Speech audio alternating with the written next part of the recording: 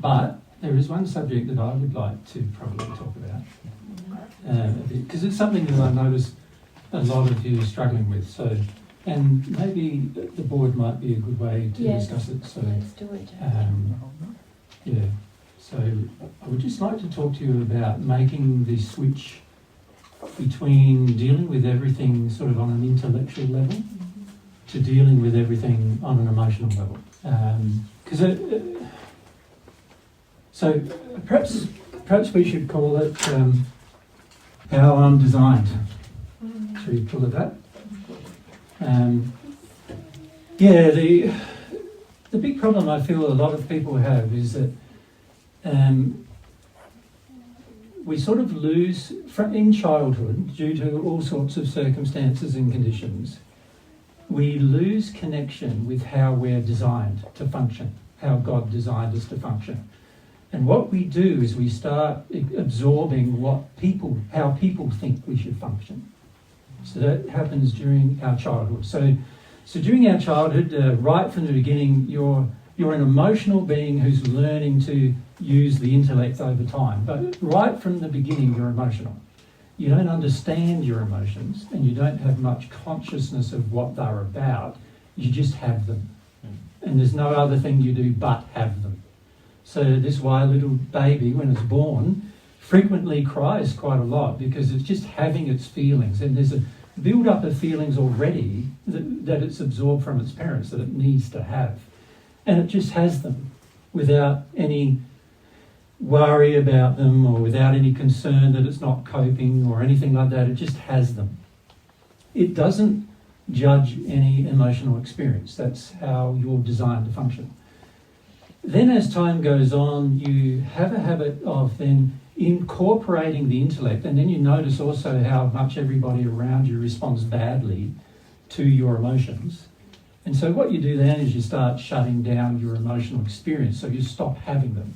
But the trouble with that is that you are working against your design. So right from that time onwards, you're working against the way you've been designed.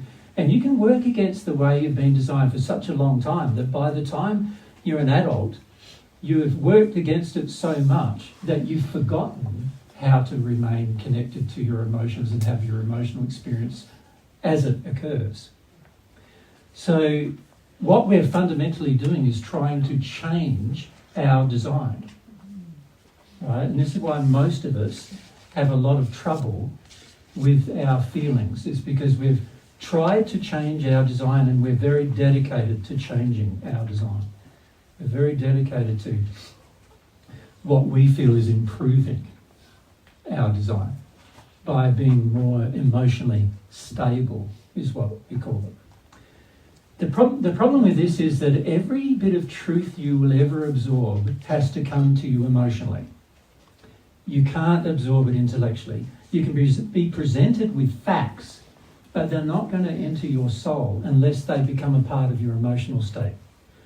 So fundamentally, from God's standpoint, you are working not only against your design, but you're also working against knowledge.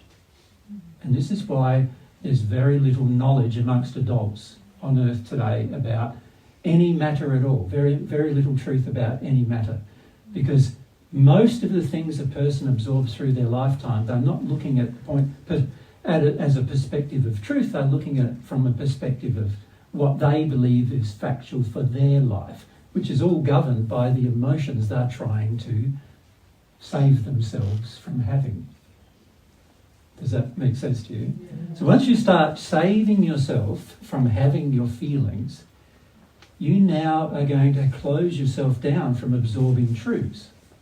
And so the situation of absorbing truths now becomes very complicated for you. And what happens over time is you become so intellectually dominant, but also so corrupted in your emotions that you think what your emotions are telling you. You're thinking you're not having emotion, but actually there's all these emotions going on underneath that are controlling what you're able to absorb. And those emotions usually are injured emotions. So they're every time we have a discrepancy with God's version of love, in other words, a disagreement with God about what love is, we create emotions that we then store that we also don't want to experience. And so we end up in this state where the only things that we can absorb that we are all the things that we believe are factual, not what is actually factual from God's perspective. Right? So an example of that is, from God's perspective, the spirit world is a fact. For most people on earth, up until the point they die, it's not a fact. It's only after they pass that it becomes a fact. But it could be considered to be a fact way before then, but because of the emotions that a person doesn't want to experience, they don't ever let it become a fact. All right? So that's an example of how we're denying a whole heap of facts. Like, every one of you is surrounded by spirits every day, all day, awake or asleep. Right? So when you're asleep, you're with spirits, and when you're awake here on earth, you're surrounded by them every day. The average person has no consciousness of that fact. And the main reason why they don't is because there's a whole heap of emotions they don't want to feel that would cause them to come to the conclusion of that fact, even though there's plenty of evidence that that is true. The same applies to God's existence. God's existence is a fact. But for most people on earth, it's not a fact. In fact, most people have heard, and even people who are religious who have heard about God, generally still don't have a very strong idea whether God exists or not. In fact, they have many doubts all through their lives as to whether God does exist or not, because their emotions stop them from absorbing the fact. Does that make sense? So it begins in our childhood where we're not connected to our feelings, and then as we grow, this flaw in what we create, humans create, this flaw of where we're trying to work against the design, causes us then to also work against truth, work against absorbing truths that don't come to us emotionally anymore. We can only imbibe them sort of intellectually. We can only listen to them. So this is what we find many times when we're travelling and talking to people. We find that people are fascinated by what we talk about, but they are not a fact inside of them, those things we talk about. They're just ideas, concepts. Sometimes some of you feel like good ideas or concepts, such as, you have a life after you die. That can be considered a good concept, right? Then there's other ones that many of you feel are really bad concepts, like soulmates, one person for you design sort of thing. Many of you feel that that's a really bad fact, and there's so many emotions that stop you from absorbing that fact. Right. It's like a valve, isn't it? You're this open channel for truth to enter emotionally, but as soon as you become aware that there's an emotion that might be triggered by that truth entering you, you shut off the valve, and usually you have to use that injured emotion, don't you?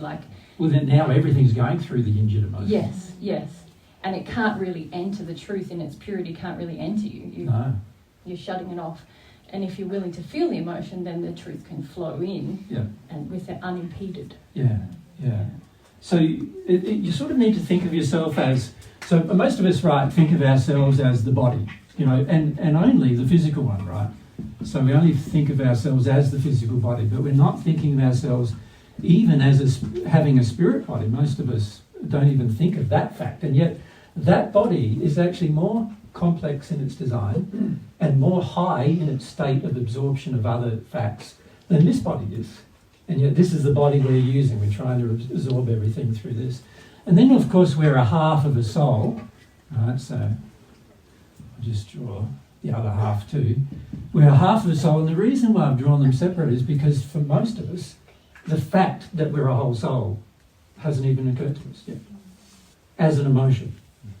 Right, so for most of us, we still think of ourselves as an individual doing things, right?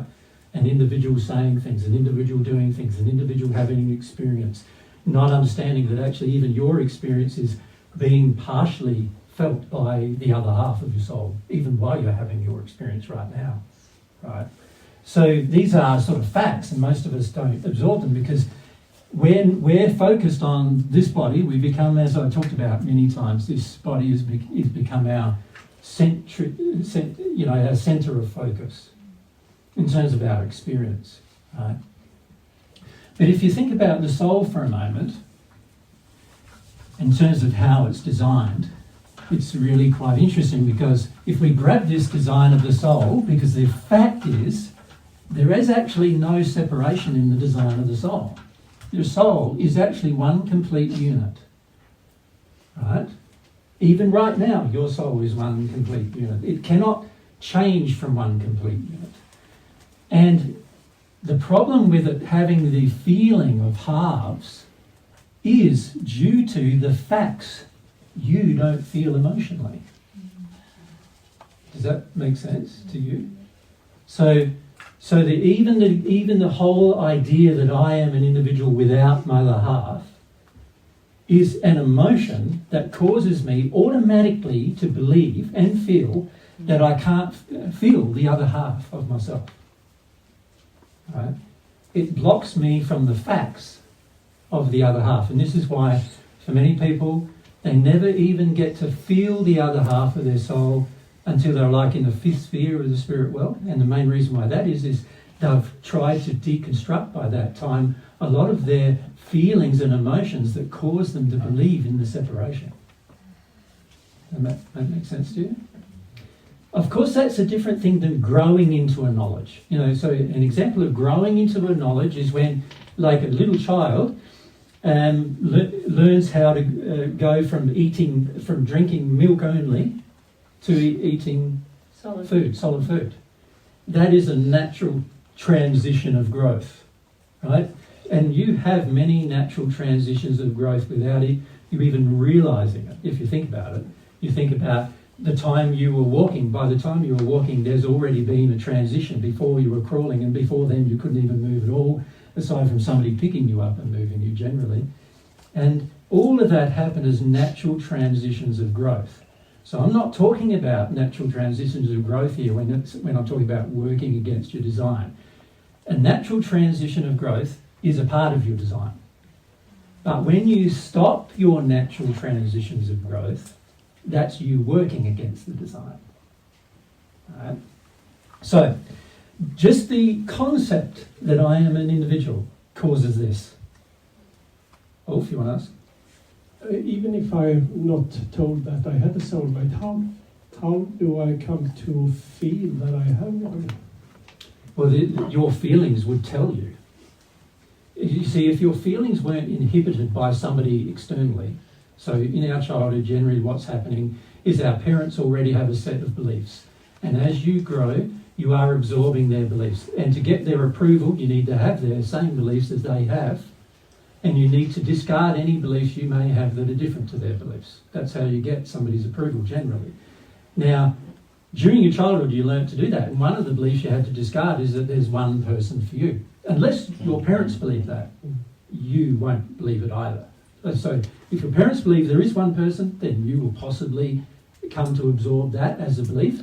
But of course there's many other things that affect your belief, including your experience at school, your experience with the opposite sex or the same sex depending on your attraction, and all of these other things govern your belief. So you could have your very first romantic experience when you're like 10, and then after that be so hurt by it that you could decide, well, I don't want to recognise this feeling of fact anymore, this fact that I knew before then. And shutting down emotional experiences we've been all trained to do. But if we didn't work against our design, you would find that by the time you're a teenager, you would know for a fact you're one half of the soul. That's a natural part of your design. In fact, God created puberty in the physical form, which only occurs, by the way, in the physical form. God created puberty to create the desire of the recognition of that fact.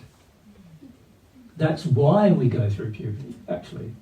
The point of puberty is to bring you to the fact that you are a sexual being that has another half.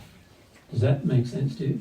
Yeah. So it's all part of your design. Now, you would understand those facts automatically by just growth if there wasn't some precluding effect. some precluding things, cause that causes the effect of you denying that truth. Makes sense? Yep.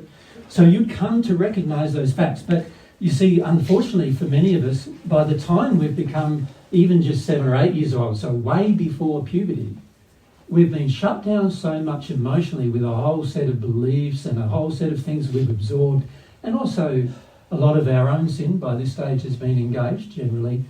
So by this stage, I am now very adverse to the facts of the universe. I'm very adverse to God's facts. I'm very adverse to his truth. And what I'm doing now is just searching for my own truth. And my own truth is very much going to be governed by how much emotionally I can cope with whatever comes at me. See, because if I can't cope with it, I'm not going to absorb it as a truth. If I can't honour it and respect it and love it, I'm not going to absorb it as a truth. So by the time I'm a teenager, let's say I've learnt to become very untrustful of people by that stage, let's say, because of my childhood experience. You will end up believing at that point that there's no one in the world you can trust. Right? Even though it's completely false. There are plenty of people in the world you can actually trust. And the more sinless a person is, the more you can trust them, actually. Right? But we won't believe that. We'll believe there's no one we can trust.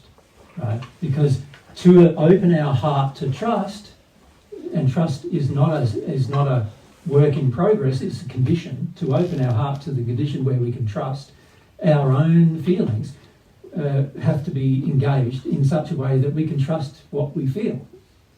And to do that, we're going to have to be feeling our own feelings. And if we can't feel our own feelings, then of course we're not going to know what to trust or who to trust. And people like that generally, and there's a few of you in the room, are very analytical, and you look at everything and you look at, what's they doing there and what's going on there, and you're suspicious about everything, right? And that is coming from the fact that you can't trust anymore because the emotions that would require you to be, the emotions that you would be required to feel in order to enter the state of trust, you don't want to feel. And while you don't want to feel them, you're never going to trust anything or anybody. That makes sense? So here we are. We're already in this state where we believe the soul is that, right? So we believe that, which is not actually there. There's no real separation in the soul, really. We believe that it's there, right? And as a result of our feelings, it is there. Our feelings create our facts. Now that's very different to God's truth, God's facts. So now I'm in a state where I have a truth. There's no such thing as soulmates, as an example. And God has a truth. There is such a thing as soulmates, for example. And I can be in complete disharmony with God's truth inside of my own soul, in my own feelings. That makes sense? Yeah. So in my feelings, I'm against the whole concept or idea. Now, I can sit down and I can read about soulmates, and I can watch romantic movies, and I can read romantic books and stories, and in the end of all of that, I will still feel there's no such a thing as soulmate. I want a choice. And this is what we start to do. We start to do this. We start to choose emotion, which, by the way, is the same thing as choosing our facts, choosing our truth. You follow? By choosing my emotions and saying some emotions I can feel and other emotions I can't, I'm now also in the state of saying, well, some truths that are related to those emotions I need to feel I can't have either. I'm precluding myself from absorbing those truths. So an example of that is, here I am an eternal being, but I don't believe I am one. Right? So what do I do when I don't believe I'm one? I eat, drink and be merry because tomorrow I might die. In other words, I do a lot of things that I think are going to bring me benefit right now because tomorrow there may be no benefit, right? Because I might be dead tomorrow. So just that one emotion of me not seeing that there is a truth of my eternal existence causes me to act in so many ways that are not only out of harmony with God's truth, but also sinful, they also cause me to not make good decisions and choices. And my choices are all based around what emotions I'm trying to avoid, rather than actually whether they are wise or truthful choices. Right?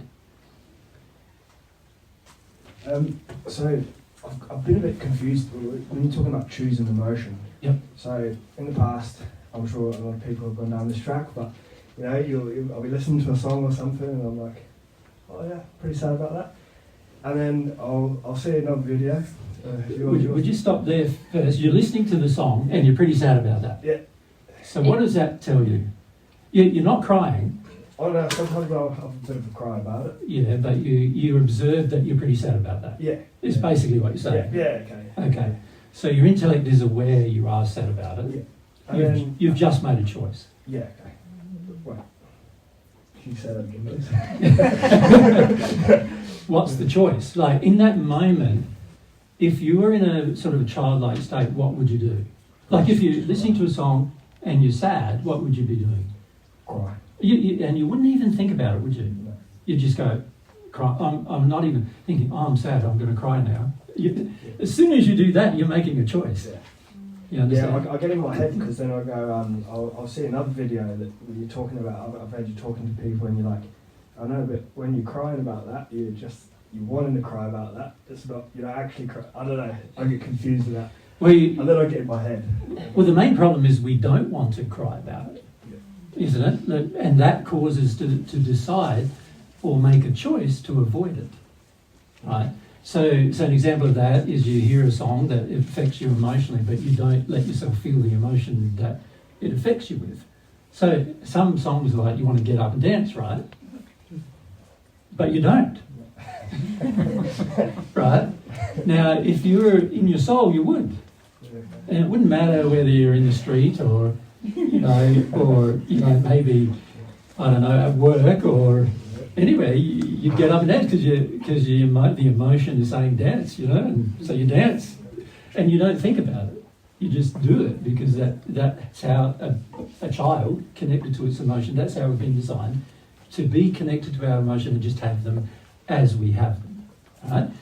As soon as we say, I feel a bit sad, and we're not actually right at that moment crying, and in fact what actually happens when you do this is you don't even notice yourself feeling sad. You actually just cry straight away. So there's no even observance of the emotion, you're just in it. Do you understand? As soon as you have an observance of the emotion, you're working against your design. You understand? Yeah.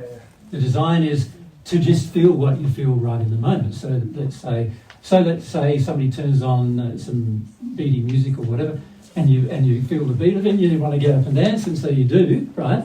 That's you being more connected. Now, with things that we like, we generally are more connected to them. But when it comes to feelings we don't like fear in particular, and sadness, and so grief, even anger for most people, they don't let themselves feel it when they have it, right?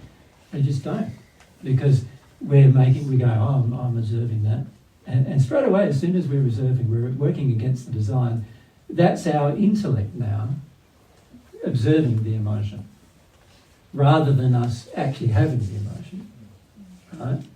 So, like when I'm angry, I go in my room and I'll be angry. Like, if that's how I feel, that's how I feel. Like, there's no oh, who's around? Like, maybe Mary's going to be upset, or maybe Mary be scared, or any of that. It's just like, no, straight in, do it. Mary's learnt by now that I'm not going to harm her or hurt her having it. And then I also can feel straight away, like usually within 30 seconds, the grief that's under it. Because I let myself have the first emotion, I can also have the next one. Make sense? If I don't do that, I'm choosing. As soon as I'm choosing my emotion, I'm working against my design. You don't see a child choosing its emotions, you only see a child having them. Right? You only see adults choosing. That's because we've been taught to do such a thing. Does that make sense? Yeah.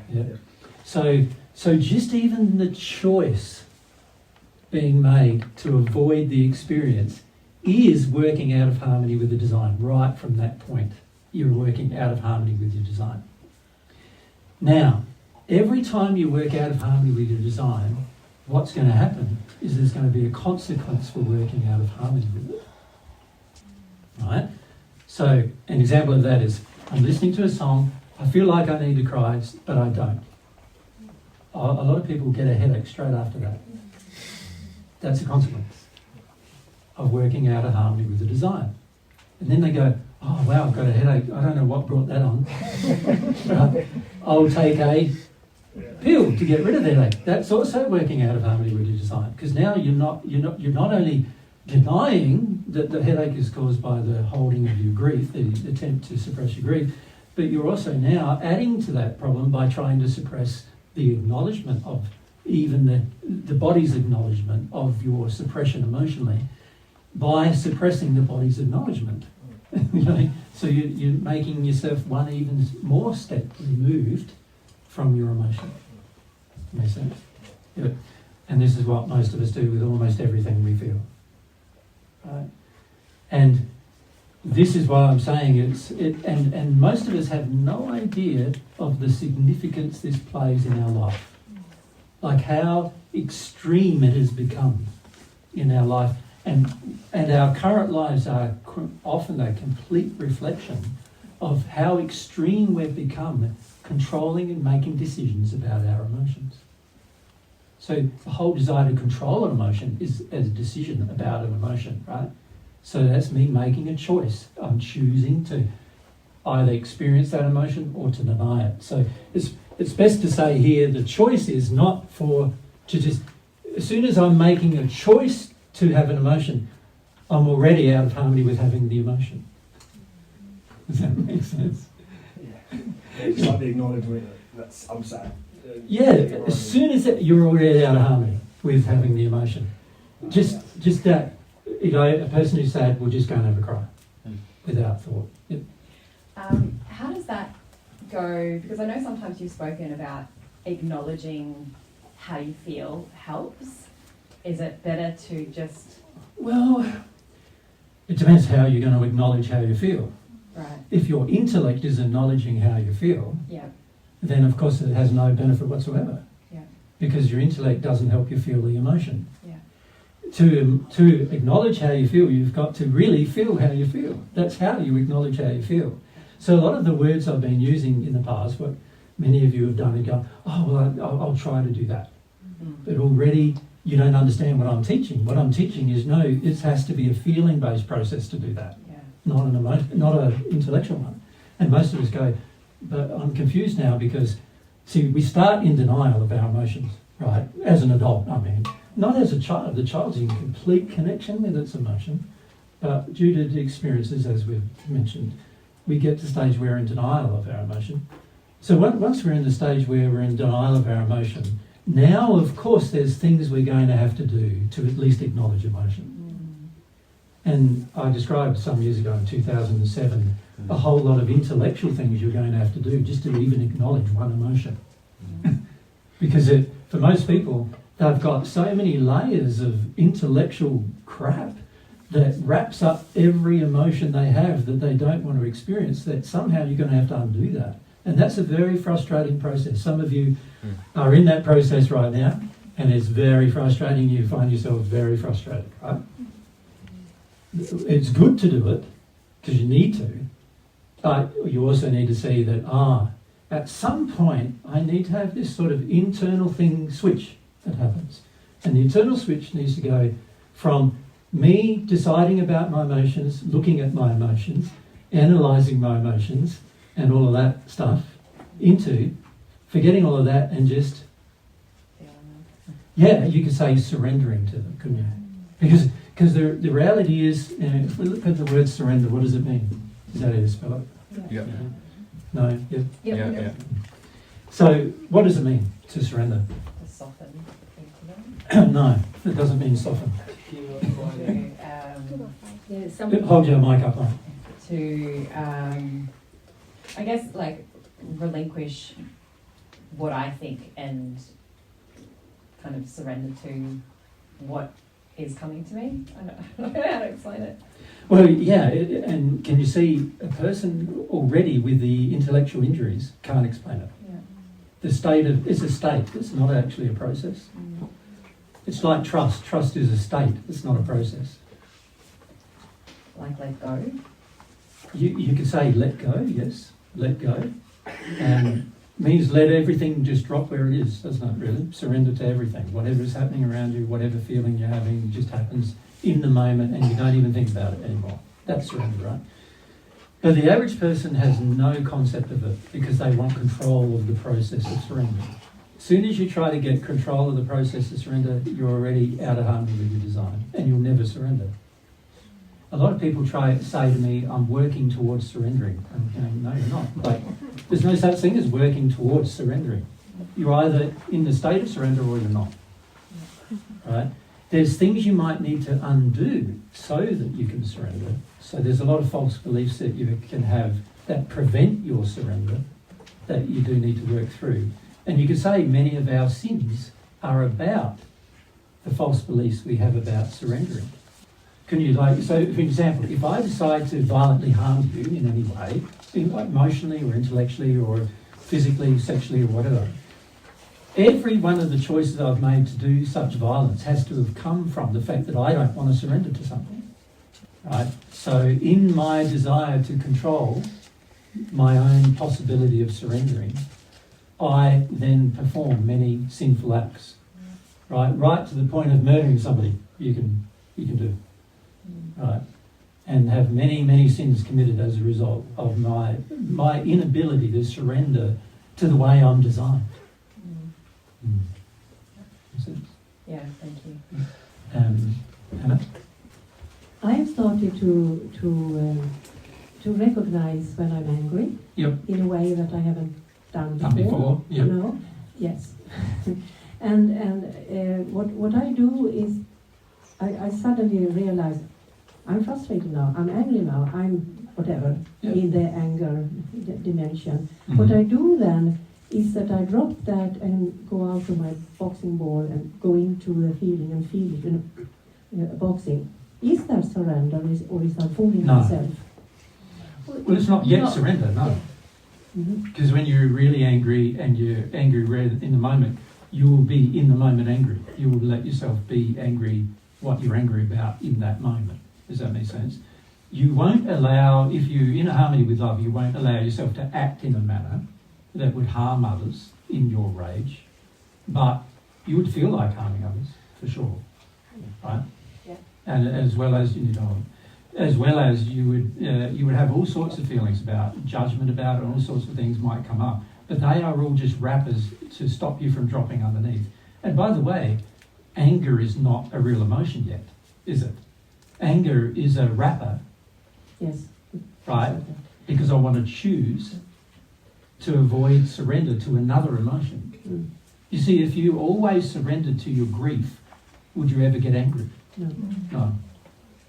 If you always surrendered to your shame, you'd never get angry. If you always surrendered to grief, you'd never get angry. If you always surrendered to any feeling that's challenging, and you always were surrendered in a state of surrender to it, you would never get the anger. So the anger is in itself telling you you don't want to surrender. Ah, I see. So part of the thing that I do for myself when I do get angry, which is pretty rare, but when I do, I go, I don't want to surrender. But why am I not surrendered to something else? Right? What is it that I don't want to surrender to? Because it's going to be a much tougher emotion than anger. Anger is a created emotion to help you gain control of the thing you do not want to surrender to. Yeah. Right? And that's a very important fact to bear in mind with regard to anger. Now, many of us stored anger as well as other emotions when we were in childhood. So, unfortunately, we're going to have to experience some anger because of that.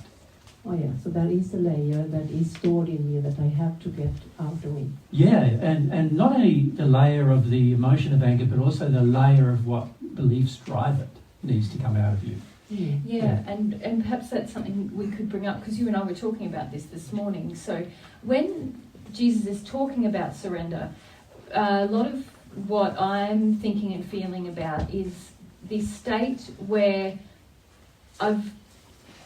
all of my judgments and desire, like intentions to prevent emotion, are dissolved. So I'm in a state where there's no resistance to feeling about anything, whether it's, that's why he's talking about dancing, you know, I might be giggling or I might be sobbing, but there's no judgment, there's no resistance, there's no, so what I hear from your question, Anna, is you're sort of saying, well, I'm doing this set of actions and I'm having an awareness and I'm doing a set of actions. Is this surrender? In my current condition, where I am in my progression, my concept of surrender is, no, there's no trying to, am I doing it, am I not, there's no resistance to whatever I feel whenever I feel it. Which is not to say that what you're doing isn't worth less, but it's to understand that there's going to have to be a transition in the future where all your judgment of emotion is gone, and you love your design, which is what Jesus was saying. You love that I'm an emotional person, I'm created, I'm one half of a soul that is purely emotional, and isn't that awesome? You know, most of us feel like, isn't that Terrible. terrifying, traumatic, horrible? And even when it comes to joyful feelings, most of us have that feeling. So that's what I hear when Jesus is talking about surrender, is that there's this breaking down of all of my judgment of emotion so that I feel freedom in that place. Yeah. Yeah, so you could say one thing we need to learn to do, right? This is all about coming to love yourself, actually. When we talk about loving self, a lot of people don't realise it, but it's really talking about loving how you're designed to be. Yeah. And partly you've been designed to be an emotional being, so you need to come to love it, like love it so much that there's no resistance to it at all. Nothing inside of you that stops you resisting loving yourself in this manner. When you think about how most of us feel about emotion, how do we really feel about it? So for yourself, how do you feel about it? Your real feelings, you know.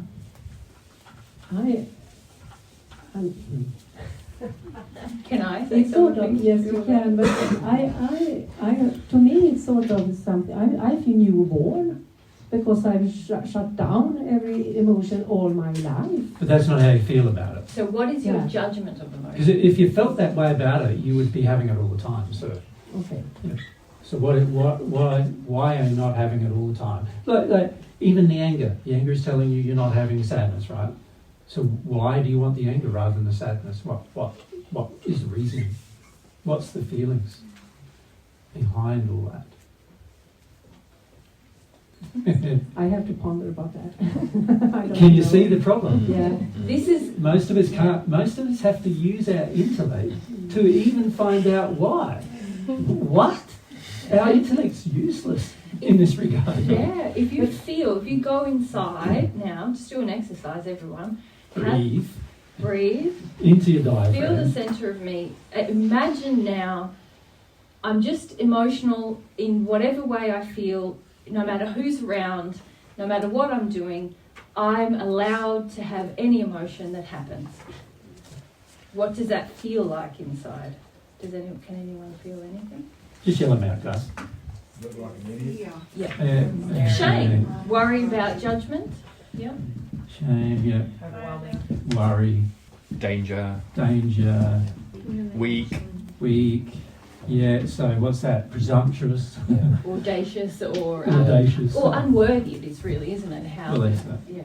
One more day. powerless, Powerless. What was Sorry, that what was one? that? Entitled. Failure. Unsafe. Yeah, which is really Danger. danger, isn't it? Yeah. Unsafe. Yeah. Afraid. Attack. Abuse. Can you see, Exploitation. none of these are very nice, helpful words, are they? To help you get into your feelings? Can you see that? Well, can you see why no one's surrendered yet? You know, because we have all these feelings if that's what it's going to be like. And we When- could just keep going and keep going and keep going, couldn't we? Here, you could keep going for days, probably listing the different things. To be honest, but you could say all of those are your excuses Yes. to not surrender. Yeah. Because as you start to work through this very problem, so some of you know this is the very problem that I've been focused on. Not what is this emotion, what is this memory, how do I deal with that? No. What are my beliefs about emotion? Because unless I clear out that warehouse, everything's going to be hard every time. So And particularly, what are your false beliefs? that's right, clear out the junk, you know, do the spring clean. But unfortunately, to clear them out, you've got to feel emotion. That's right, and it's a bit of a catch-22. It's tricky. It's a tricky territory. Yeah. Yeah. That's what it feels like. So Caden just threw up his hands, like, oh, But even that is a good state. that's where you start. Like, shit, how? Excuse my language. You know, how? You know, it feels But even this thing, impossible. what? You know, Yeah. that's you having an experience now you couldn't control. Just in that moment, you didn't control it, right? Which is a sign. Which is good thing. Yeah. To go, what? I have to do that? What? You know, like, that's a good thing. So most of you are feeling that, but you go, You go, I'm not going to feel that. you know, And then you can see why a lot of us get caught up in like, oh, I had a good cry about this, or I felt sad, you know, I was listening to the song, and so we're automatically in these other addictions of trying to avoid how we really feel. The first time Jesus got up with the whiteboard and said, the answer to your eternal happiness, your relationship with God, everything is to feel everything that's inside of you. And everyone went, excuse my language, oh shit, no. You know, they had all those things Well, triggered. well, there's a lot of sin, right? And sin is Yeah. pain, so that means that feeling a lot of pain. And the average person goes, he's an idiot, he's asking me to feel pain. It's impossible, it's unrealistic, Crazy. it's unloving, no one can ever do that, like all these Yeah. feelings. We get so many emails about this, like, man, the amount of emails we get about you're a narcissistic, like not narcissistic, what's the word? Sadistic person requiring me to feel my bad feelings, you know. I've spent my whole life trying to avoid my bad feelings. Like, how dare you suggest to me? Or people saying, it's unnecessary, this is what you do, you just reframe it, or you write it on a piece of paper and burn it, or, you know, these There's this kind of new things. therapy, you know. There's this new therapy that I can use. Which is, it's not to make fun of that, but I think collectively our experience is that doesn't work. Yeah. But what I was going to say is, like, working through these feelings does feel really tough. But as you do, you begin to see the falsehood of it. And it's the beginning of faith, actually, where you start to feel, you have moments of feeling when you're in your feelings where you feel like, oh, this is my strength now, not my weakness. This is how I discern things properly, not where I'm unreliable. This is me really living now. But at the beginning, you have to go through all these feelings where you feel like that's not going to be the case. Lorna? When you surrender, that's a state where you have no beliefs. Oh, that's not necessarily No? true. No. That's the question. All of my celestial friends have a lot of beliefs. And in fact, you're not just clearing out the false beliefs about emotion, you're gaining True beliefs. true beliefs about Yeah. emotion. Okay, so That's what I just described, that thing there, where you start to feel like, no, this is where I'm strongest when I'm in my emotions. Okay. Because when I look at those words, these are beliefs I have. Yes. Yeah. They're the false beliefs I Yes. have. Yeah. And that's what you mean by saying, look at your beliefs. Yeah. And this is the... And feel them. Yes, and Mm. when I can, because I see these as all my blocks as why I don't feel. Mm-hmm. And if I go through, oh, I can't do this, is a belief. Mm. I'm And, going and to go through. you need to do more than that. You need to go, I can't do it is a false thought. Yes, It's not just a belief, it's a Yes. false one. yes, Do you want to keep your false beliefs or get rid of them? Is really the question. yes. Now, most people would say, when you make a comment like that to people, most people are, yeah, I'd like to get rid of my false beliefs. But actually, all of your false beliefs have been created for one point, so that you don't have to surrender to your emotion. Yeah, yeah. So the majority of people don't want to get rid of their false beliefs. So you can talk to people about their false beliefs, and they can even be fascinated about the discussion about their false beliefs. Yeah. But as soon as they have to feel their false beliefs, they go like nuts. Literally, like many psychotic as a result of trying to avoid the emotion that's under the belief. Yeah. Yeah. Just because I was looking at my mother's stuff, and why don't I want to go there? It's not I want to go there. No, I don't want to go there. That's right. It's a choice. Yeah, You're making it's a choice. Yep. And then it went to from no, because I feel like I can punish her this like this. Yeah, but that's one choice, isn't it?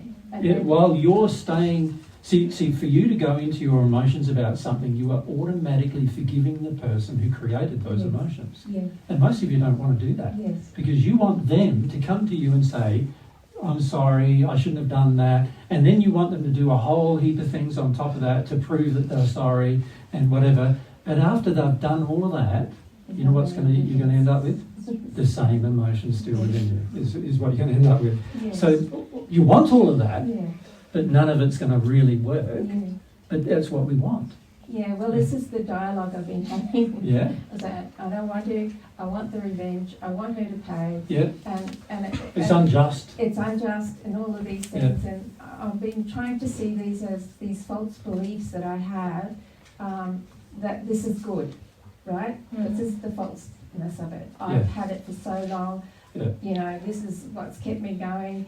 And Well, I there's see. even in the injustice feeling, there's a self-righteous thing that goes, how dare somebody ask me to give up what's just? Yeah.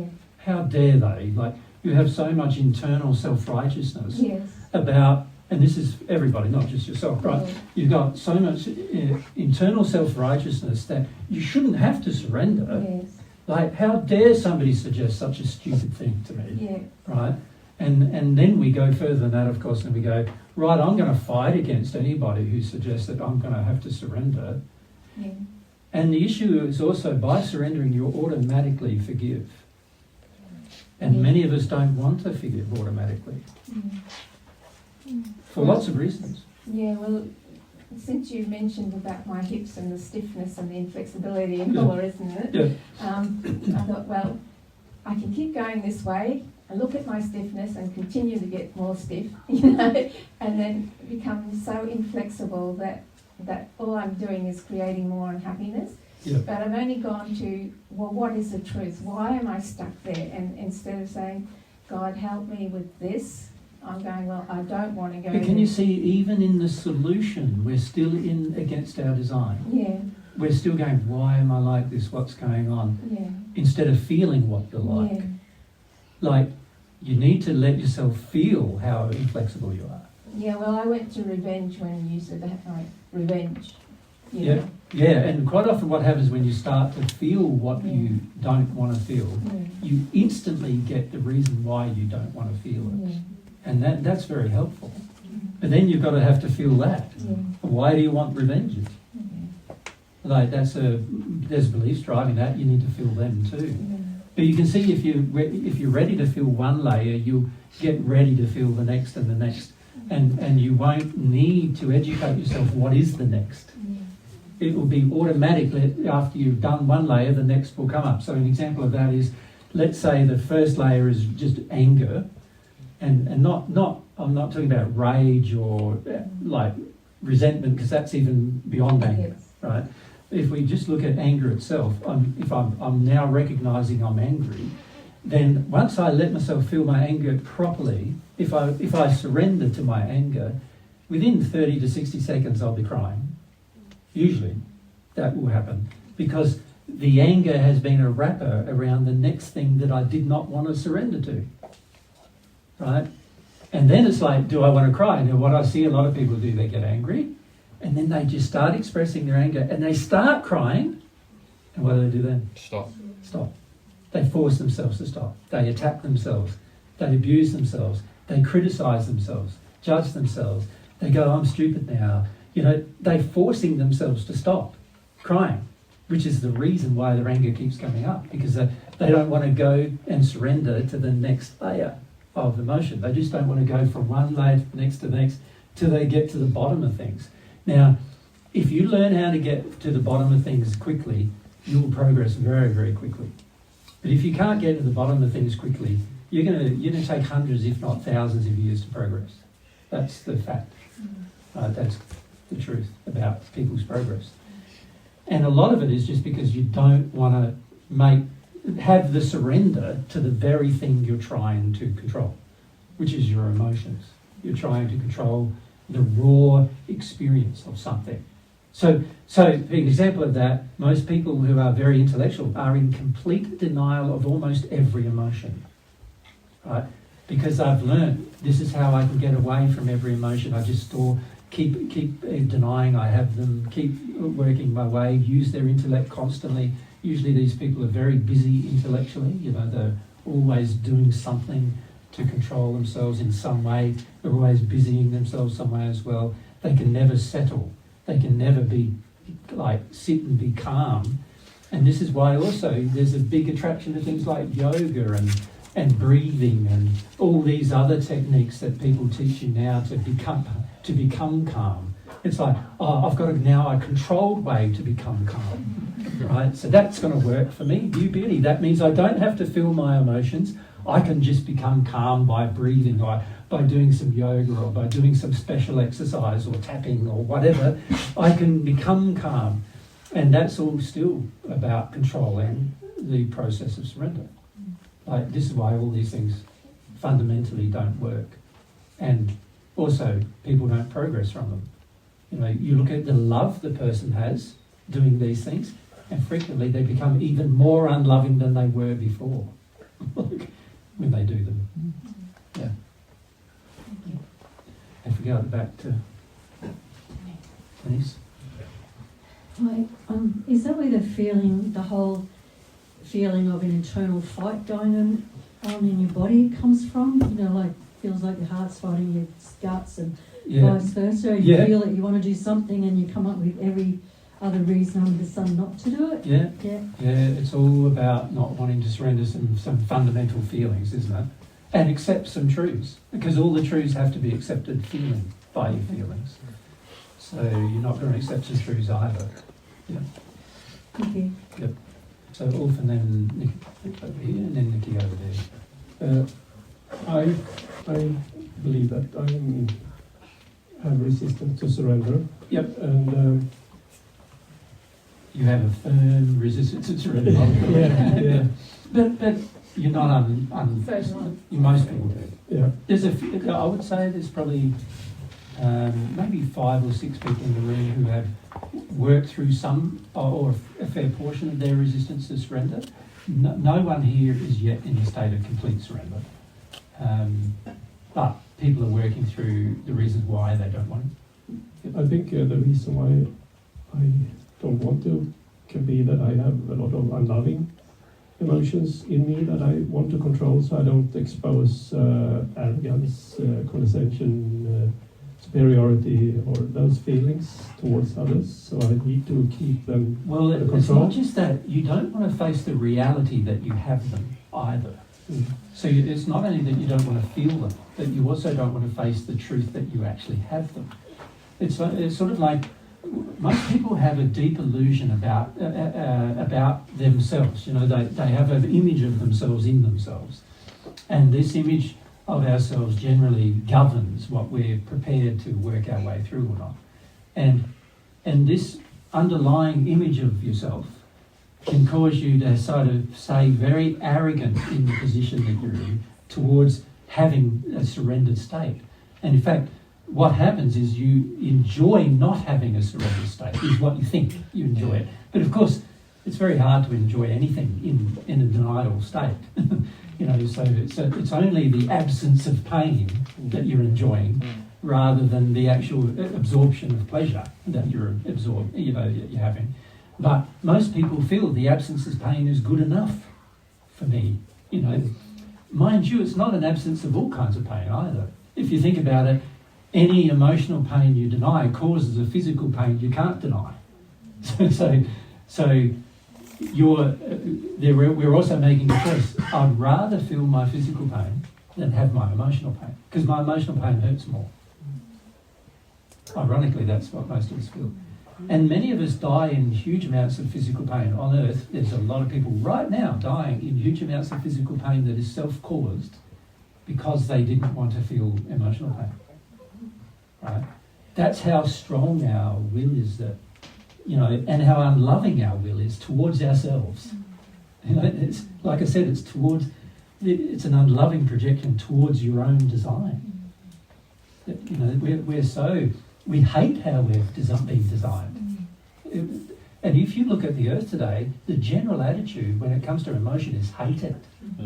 It is like, hate your emotion, like, do whatever you can to control it, to keep it under wraps, to make out you don't have it. You know, there is so much seething resentment on earth about emotion. You can see why many of us have the attitude, because it's so strongly held in the on the entire earth socially.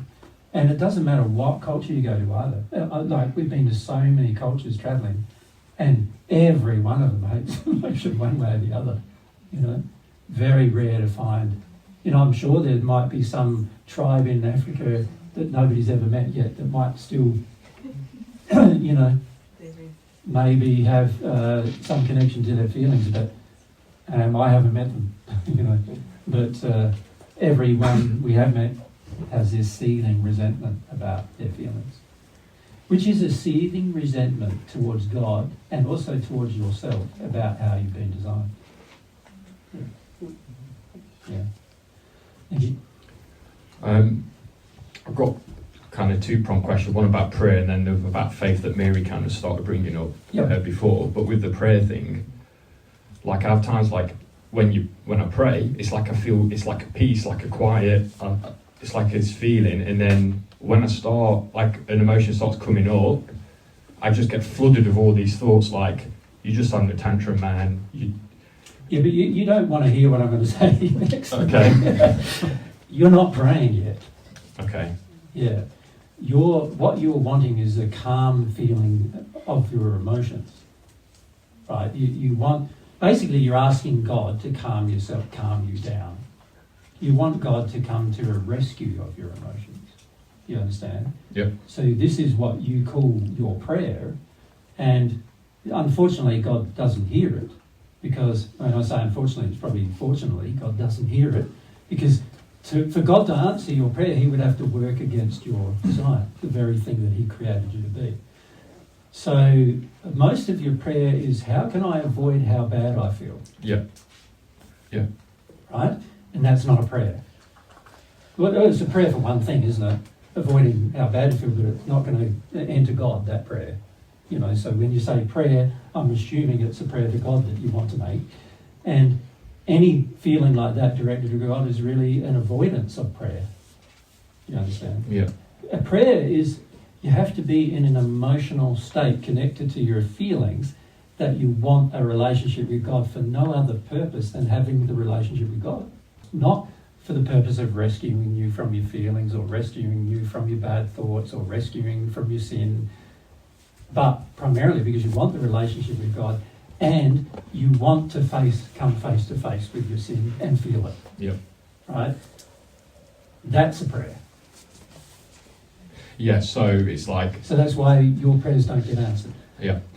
Yeah, so it's like, you just got to have the feelings and just feel how bad, because it's true, like when I'm not in my arrogant feelings, I just do feel really bad all the time. I'll just stop you again. No. You're never not in your arrogance. Okay, okay.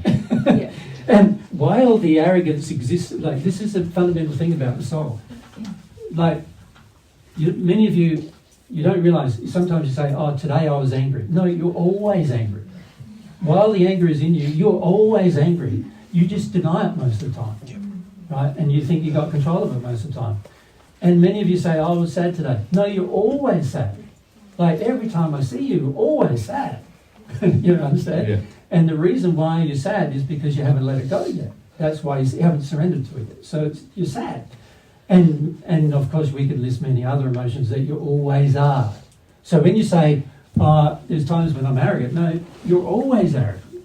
Right? And you will always be arrogant until you surrender to the reason why you are. Right. See, what does arrogance give you? Feeling that I'm good, a feeling that I understand things, Yeah. a feeling of... So it's really, I don't have to deal with anything, so I'm so good already. Yeah, yeah. Isn't it? That's the feeling. Yeah. So arrogance is an emotion that you'd rather have than have to deal with your other feelings. Right? So you'd rather be arrogant than have to deal with some things. Yep. So, but you're always like that because you always want to not deal with things. Right, yeah. Like every single thing I've ever talked to you about, you never wanted to deal with it. Ever. Like, ever since I met you. You've never wanted to deal with it. Because you've always believed you either don't have it, or if you do have it, it's not as bad as what I'm saying it is. Or if you do have it, it's actually a good thing. You know, like, yeah. And you don't see it as from God, you know, how God sees it. So, yeah, even the concept, like, even being arrogant is a choice to avoid surrender to deeper emotion. And it's a way you've been taught that you can get it under control. Right. You see, the average person who's arrogant can go, I'm already good, I don't need to see anything that's bad about me because I'm already good. What's this person talking about? Like, Mary's criticising me about something. What? How can she criticise me? Can't she see how good I am? Man, you just think I'm really bad, don't you? There's something wrong with you. You think I'm bad. You don't know. You don't know me very well at all, do you? Can you see the arrogance? This is what it helps me do. Yep. It helps me avoid completely any truth that she might be sharing, doesn't it? Yep. And so fundamentally, the arrogance is just a layer created by myself to avoid surrender. Yeah, to avoid the actual emotion. Yeah, so that's just one of the other list of emotions that needs to be worked through to then have genuine prayers and to... Well, let's stop this whole worked through. Can you work through emotions? You just have them. You either have them or you don't have them. Yeah. So arrogance, what are you going to have to do with arrogance? Feel the feelings of the arrogance. Yeah, you're going to have them. Go, like, yeah, I am, like... Yeah. I think I'm pretty top shit, right? Yep. Feel yourself in feel yourself in this place and feel it, and then you can, if you feel it properly, you will automatically begin feeling what's under it. Oh. Automatically. Remember I said that about sadness and anger. If you feel the layer of anger that's there and you're actually feeling it, you will automatically, within a very short period of time, feel why and what does my anger give me? Power over what emotion? You'll feel these things. You don't have to work through it. Yeah. You will go through it. You will not see the whole concept of working through it is about controlling going through it. Right. So, you understand? So while I'm working through it and I'm putting effort into my mind to deal with it all, I am working through it so that I control myself from actually like bleh. It's like, you know when you need to vomit? I don't know. I need to do a lot of vomiting these days. Like, when you need to vomit, you get to this point, don't you? It's like, it's coming up. Yeah. Yeah. Very unpleasant. It's going to go everywhere. It's going to go everywhere, and it's happening right now. You understand? That's what we don't want to do with our emotion. Yep. Yeah. But you can say, you know, at the point of vomiting, your body is surrendering for what it needs to do to clear away the problem, isn't it? At that point, it's sort of, so before then, you're in a state where you're going, you know, I can control this, I can keep it down. You know, whatever you're tried it all, man. Yeah. But if you like you got food poisoning or something, the body wants it out of you, right? And so the body's going to go. It's the design of the body. It's the design. One way or another. One way or another, it's coming out. Yeah. Right, back end, front end, whatever. Yeah. It's coming out, and you haven't got any control over it anymore. It's coming. It's coming, and all you can do is help it. Yeah. When I say help it, you get to the point where you surrender and let it happen. You understand? Yes. Physically, yes. You surrender and let it happen. Well, that's what we need to do with our emotions. Okay. So with our emotion, we need to surrender to arrogance. You have to physically feel it there. Okay. Okay. Right. Be in it. Feel it there. Notice it. You'll notice it. If you be in it, you'll notice it. If you allow yourself to be in it, see. It's the denial that creates the disallowance for being. So when I'm in denial of the experience, I'm now not. So you're going around thinking you're a nice, kind fella when you're arrogant, right? So that's me. Yeah. Do you understand? Yeah, yeah. When you're arrogant, you're not a nice, kind fellow, right? But you believe you are because the arrogance, the layer is above the arrogance going, I don't need to do with anything, I'm so lovely. You understand? Yes. And this is it's because there's all this arrogance underneath, but I'm not being it. I'm not just letting it, surrendering to it, like vomiting it, out, having the experience. Instead, what I'm doing is just like trying to control it and even stay in denial of even that, which helps me to stay in denial of the next thing. Yeah. So with our emotions, a lot of times there's one layer of denial. So I deny something, and I'm denying another thing underneath that, and I'm denying another thing underneath that, and I use the one above to deny the one below. That's why it gets so frustrating, I think, sometimes, though, right? Or am I just, is that another layer of it there? Frustration is anger. Yeah. Frustration is wanting control. Frustration is, I don't want to surrender. So frustration is really like, what I see a lot of people saying, they're working on it and they feel very frustrated. Well, that's because you want control of something. You want to not surrender to something. That's why you're frustrated. Yeah. You understand? Yeah. So many times I get frustrated, but I know that I need to surrender. Right, yeah. So if you have that desire, is that a prayer?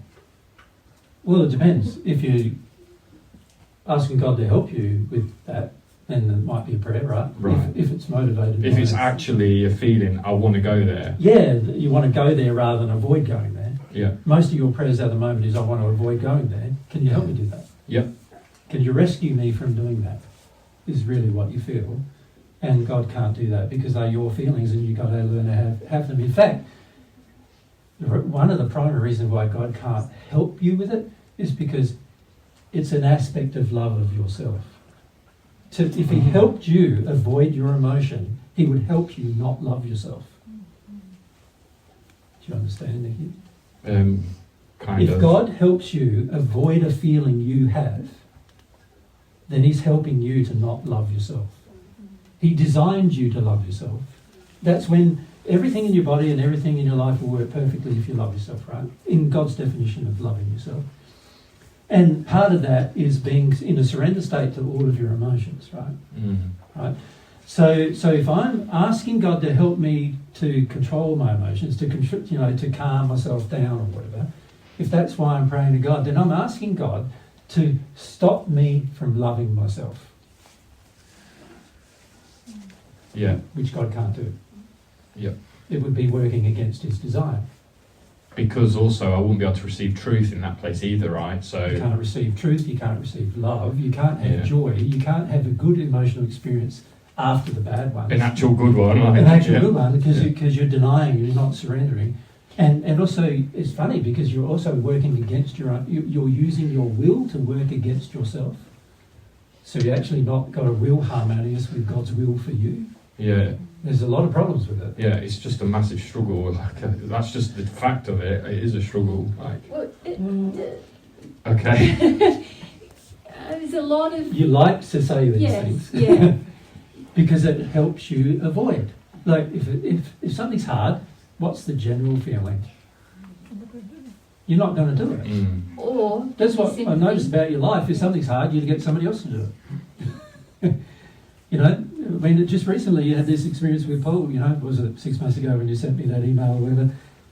There was something hard in your life and you wanted Paul to handle it. That's a general thing that happens wherever something hard comes up, you want somebody else to handle it. You don't want to handle it yourself. God's going, you're the supreme creation of mine. You can handle everything that happens to you. In fact, a lot of things that happen to you, you created anyway, so you should handle them. I feel like, Nikki, there's some things in what you're saying to Jesus there that you're not understanding yet about this process that God has you in. You're still seeking, because you've got the arrogance that you haven't even let yourself be emotionally aware of yet. You're still seeking good feelings all the time. You're trying to get through the bad feelings to have the good feelings. Yep. Whereas God really wants you to work through the bad feelings without shame or self-judgment, but to understand sin so that it's not repeated in your life. So these what we call the hard emotions, or the troubling emotions, or the difficult emotions, or you're the suffering, and all this sort of dramatic language that you put around it, is really indicating that you are not in a process with God which is bringing you towards love. And you're not humbly in that yet. Yeah. You're in it, but you're not humbly in it. Yeah, Do you know it's what I like I'm battling against it. Not only that, you've become an actor. Yeah. An actor, what does an actor do? To play out something. They play out To something. play out a story or a Yeah, role. but it's or, not real, is it, for the actor? No. They're just acting. And that's what you're doing with God. You're trying to act instead of be. Instead of just be. Yeah. Be whatever it is you are, and then talk to God about that. That's right. And I think another thing that everyone needs to understand, that real prayer does not place any condition on God. There is no condition placed in it. That, you know, it's an openness to God's love and truth. It's a seeking of those things beyond what I currently feel and see and understand. And also beyond what I'm going to have to deal with. Yeah, it's not like, oh, I want a bit but not that, and or could you make me feel good in this process? No, that's not sincere prayer. So earlier you said I have to work through the arrogance before I can pray sincerely. No, in my experience, sincere prayer is helping me work through certain things. They're not independent of each other. One doesn't preclude the other. And in fact, if you approach it that way, that you're going to deal with the arrogance on your own and then pray sincerely, I don't Pretty think hard. that's going to work. Not just because you're not going to have God's truth about the matter, but even the desire to work through it on your own without seeking God's counsel is a perpetuation of the arrogance. Yeah, it's like. Do you know what I mean? Yeah, it's like the self-reliance. It's like the arrogance is part of We say, self-reliance. I understand this arrogance issue and I'm going to work through it. Yeah. In my experience, the best thing is to go, God, I think I've got a problem here. Can you illuminate it for me? Then you see a whole heap more that you were already thinking that bit wasn't a problem of the arrogance. That was just normal Nikki. And God can show you all of that. And then you know also where you're aiming for. Right.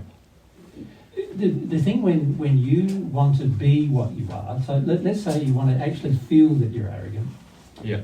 Then of course when it comes to do you want to deal with it, you can actually ask God to help you with it, and it can be exposed, can't it? But if you don't want to feel it, then you're already saying to God, I don't want to feel that I am arrogant. I don't want to feel that I've got this problem. So God's going to go, well... No worries.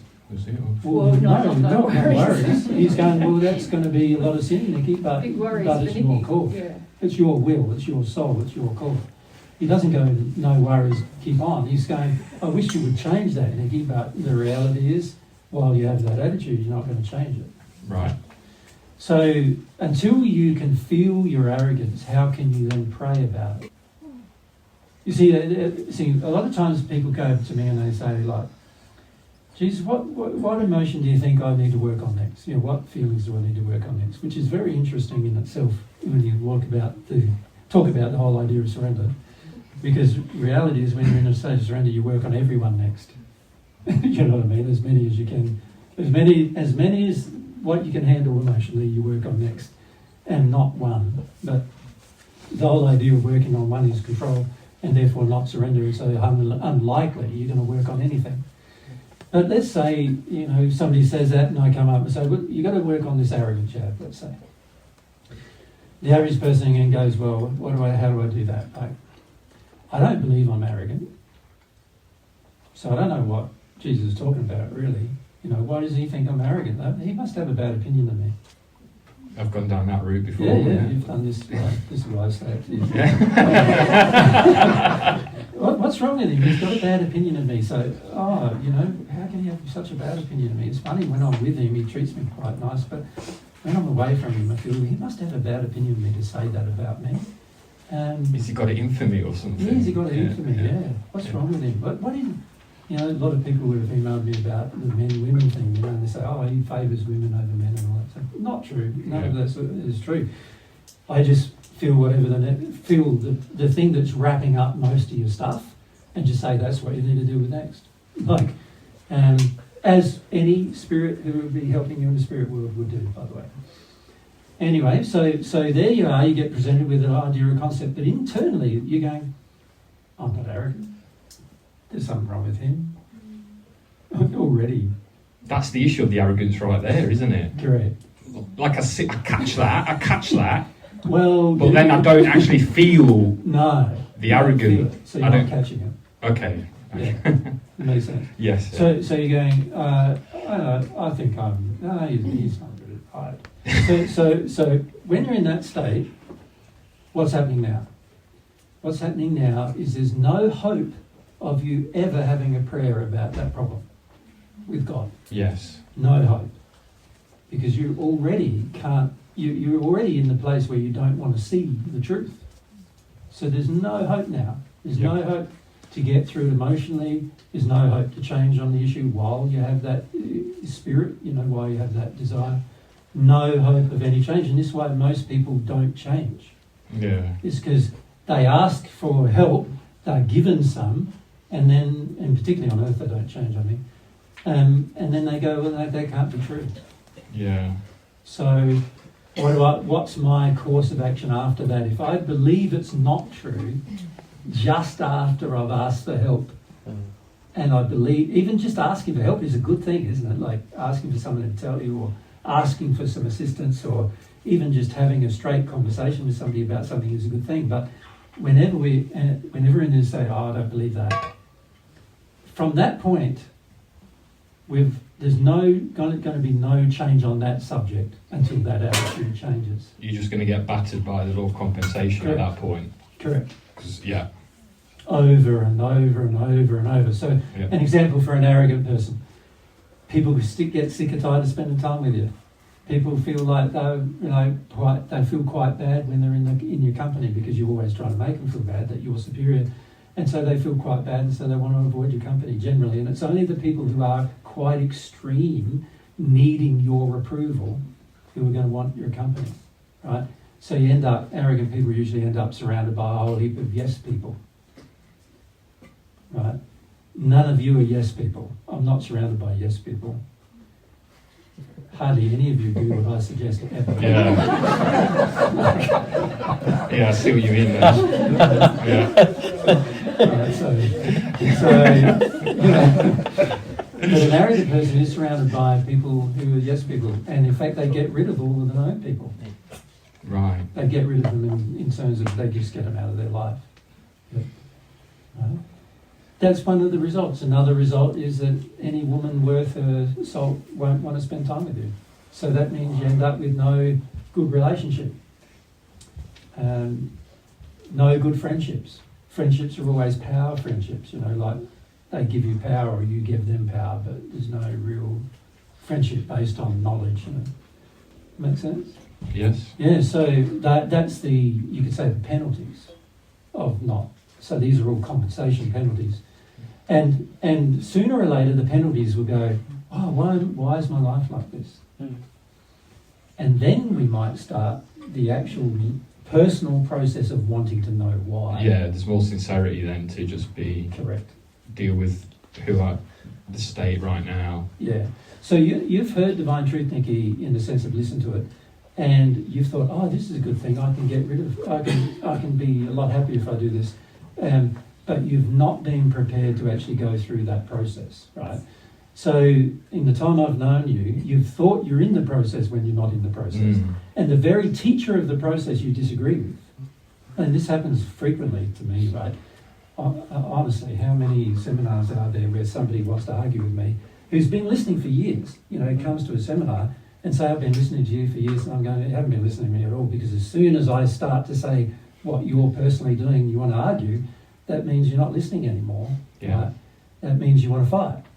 And like I keep saying to the last tour we had, you want to fight with me, go somewhere else. I'm not interested, And if the very person that you say you have respect for is telling you that you're not doing the very thing he's teaching, and you say, no, I am, that's like going to a uni and to a professor there and he's telling you, a whole heap of things, and you're saying, but I already know all that, when you don't. Do you know what I mean? How can anybody help you beyond that point? They can't. God can't, the person can't. Make sense? So how do you get beyond that? The only way is to start to work through you work through the feelings, not by working through them, but by having them. By actually having the feeling. Yeah, you've got to have your arrogance. Yeah. Well, you've got to gain emotional awareness of your own arrogance. Not only that, you've got to have initially, but initially you're going to have that. Yeah. And you have it obviously to yourself. You don't act it out, right? Well, you when you start having it for yourself, when you act it out, you'll see it straight away. You'll pick up the microphone and you'll be so on a embarrassed, Saturday like, and you'll go, "Oh my gosh, I'm in this arrogant thing right now. Again. I'm just telling Jesus I already know what he's saying all the time." Yeah. And you'll feel that. Yeah. Yeah, and you'll also feel like, whoa, like this sort of, when you become aware of sin, it's really interesting, the feeling, because the feeling is sort of guilt as well. Like, there's a mixture of guilt, and it's a good guilt, because you start realising, and it's a feeling you need to go through. Well, I do that. Oh, I do that. Look at me doing that. Like, you see yourself doing it. You don't need anybody to tell you you're doing it, because you can feel yourself doing it. You feel the guilt and the shame of doing that thing. Yeah, and you can feel how much of a sin it is. And then, if you allow yourself to feel that enough, you'll get under it. Okay. And what does the arrogance cover? Yeah. See, the arrogance helps me a lot with avoidance of surrender to my feelings. It makes me seem like I've got everything under control when I have not. Yeah. It makes it seem like I'm a good guy when maybe I aren't. Right? It gives me a perception of myself, and also an illusory perception to other people of myself that I like, because I want people to look after me, whatever. And you start feeling all of those things. You follow? But if you don't feel your arrogance, you won't feel all the other things. Yeah. Because the arrogance is like a layer on top of it all. Yeah. Right?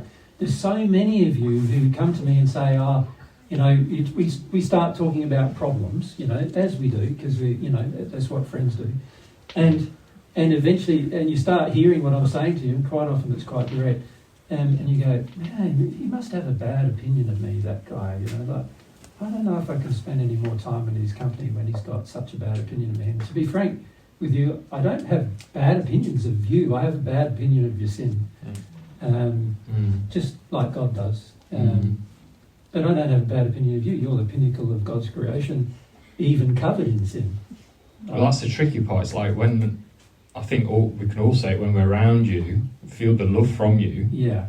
And that you care. And then when you go away. And then when I go away. What I said. Yeah, and then I re-listen. That happens when you're away. When I re-listen to it, I'm like, he's got it in for me, man. Like, or I'm feeling like, no, that can't be right, But he's not one with God yet, so that's like the most common. Like we get, I've not had that we one. We get 100 emails a week saying I'm not at one with God yet, so they don't need to listen to what I've taught. Oh. Easy though. Like, and I'm going, well, that's interesting, but at some point you're going to have to recognise who is your teacher and what they actually do know. Yeah, you don't at the moment know what I know. I don't mean that you don't know the things I know. What I'm saying is you don't know the state I'm in. You can't even see the state I'm in. The scope of what you can't even see it. As in the way, like the level you're operating at. Yep. Well, I can kind of... No, you can't. No, okay. I'm sorry, Nicky, you can't. If you could, you wouldn't be so argumentative about when I point out a problem. Right. So actually seeing you as who you are, in the state you're in, the condition you're in, and having the respect there emotionally for that state, is that what you're saying? Well, what I'm saying is, let's say, you think about the spirit world for a moment. Let's say a person who's in the hells asks for some help from a celestial spirit. What does the celestial spirit do in order to give that help? They go to them. They go to them. In the going to them, what happens? They turn the brightness down. To the same level as the person. Okay. So the only way the person can now tell they're different is by the feelings they feel from them. Yeah. And if the person isn't feeling, how can they feel what the celestial spirit feels? They can't, can they? No. No. But So you can't feel what I feel. You have no capacity to feel what I feel at this stage. so, what about the feelings of love and care, though? Yep. Or do you mean just your feelings about everything? That About everything. My Okay. feelings about everything. You don't know what they are. You can feel at times my feelings for you when I'm there yes. with you. Yeah, but can we even But say that? as soon as I'm out of your vicinity, what do you feel? He's got it in for me. Yeah. Which that tends to indicate we weren't surrendered to the feelings Correct. in your I- company. in the first place. Right. Yeah, most people don't. And it's a normal thing. I'm not saying it's unusual. I'm not saying you're going to be able to change it either. It's the way it is for a person who's not yet feeling their own feelings. Right. It's only the people who are feeling their own feelings that can start to feel mine. Makes sense? Mm. So you don't know what I feel. And so this is why many of you look at me intently examining what I do and how I look and what I say, and you're trying to work it all out still because you can't feel. See, if you could feel, you wouldn't need to work out anything. You just know that you're Jesus, basically. You'd also know that I'm a kind fellow who loves you, and you'd also know that I'm never going to say something that's not in your interest to hear. You would know all that about me. You wouldn't, and you'd know that whether you walked away and you were on the other side of the world or you're here with me. You would know that. You'd feel it from me, actually. Right, but most of you don't. I've had moments where I do have that towards Only when you're you. with me. Only when I'm with you, when I feel love to you, for you. Mm-hmm. I feel that sometimes, and I cry Yeah, but are they your feelings? a little bit. I'd say maybe. Well, I know my guide. I know his feelings. So what does he feel about me? Man, it makes me cry if I feel his feelings. Yeah, so they're his feelings, right? He's trying to show you, why don't you feel this way, you know? Yeah, it's just very intense feelings of gratitude for you and everything. Mm-hmm. It's full on. Mm. Just other feelings you don't want to feel. Because you see, if you feel those, people will say to you things like, oh, but you just have this soft spot for Jesus now, and now whatever he tells you to do, you'll do. That's not how it is, but that's what people have accused you of doing, and that's what you feel bad about doing. You want control of your own life. You want the illusion that you have control of your own life. And so people don't like other people saying that about them, you know. Many of you are not even open enough to say you come here on a Saturday to anybody in your life, right? And the reason why you're not is because you don't want to hear what they've got to say about you coming here. But Jamie, I share that with people. I know you do. And I feel the judgment, like even at the school, you know, I'm talking to someone and I'm like, my friend, I feel is Jesus, and straight away, what's wrong with you, man? That's a projection. Right. You've lost it. And can you see how that confronts the arrogance? Like the projections of others confront the feelings within you, and you don't want to feel those feelings, and so then you back off. And these are normal. And what I'm saying, these are all part of things you need to surrender to. Yeah. In the first century, I said to people, if you want to have a relationship with God, you're going to have the relationship with the person He sent forth, right? Yeah. It's just a fact. But then I leave it and I feel bad because I'm like, man, like Jay's my friend, and I've just not stuck up for him. Well, yeah. But why? See, if you surrender, you'll find out why. And a lot of us have a lot of emotions about how we look and how we're perceived in the environment, and how others perceive us, and what they think about us, and we worry about all those things so much. And these are all errors that we need to leave us, but because we're not surrendered to the emotions, they never do. There were many people, like I said to Peter before I died, what he was going to do. Right? There's a record of that in the Bible, that he was going to deny me 3 times in a row. Yeah. That he was one of the people who followed us around followed me around, didn't like following Mary at all, but followed me around for nearly 3 years of his life, like where he literally was in every place I was almost for 3 years, right? And yet, obviously in that time, there's a lot of people who saw him with me, right?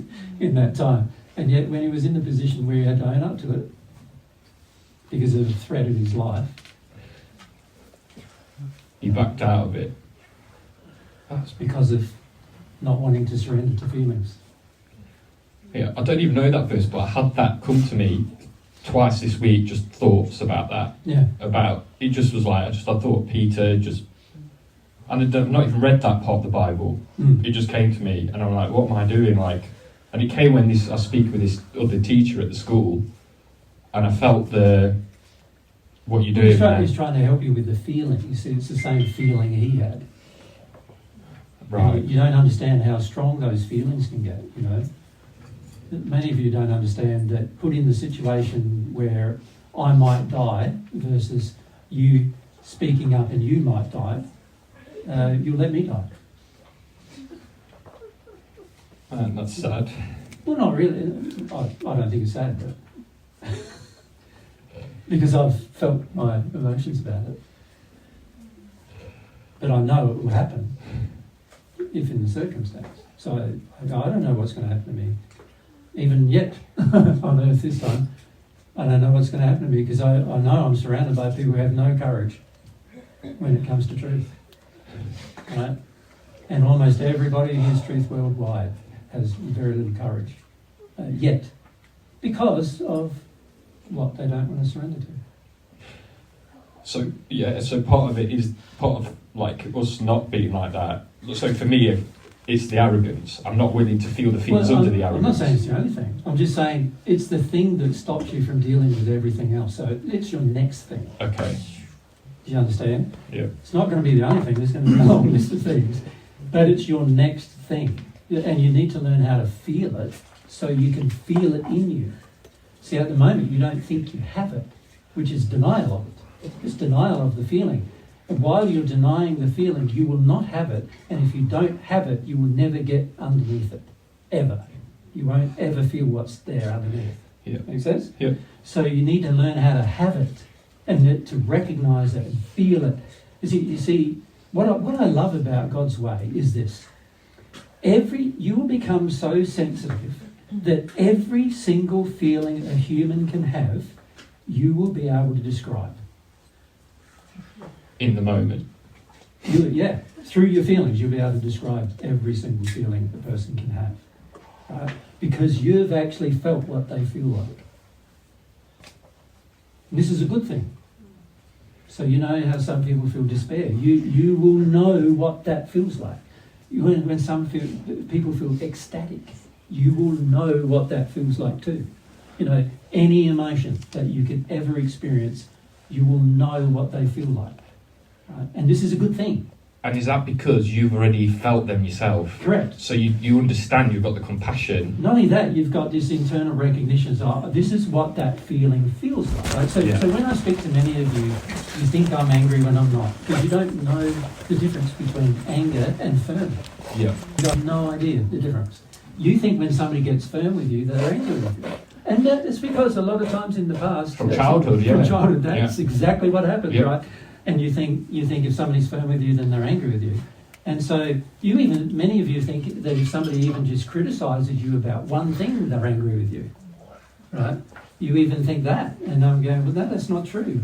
You know, you're in the state where you are only able to resonate with the feelings you currently have. Yep. So this is what I'm talking about, your design, right? If you think of the soul like a big antenna.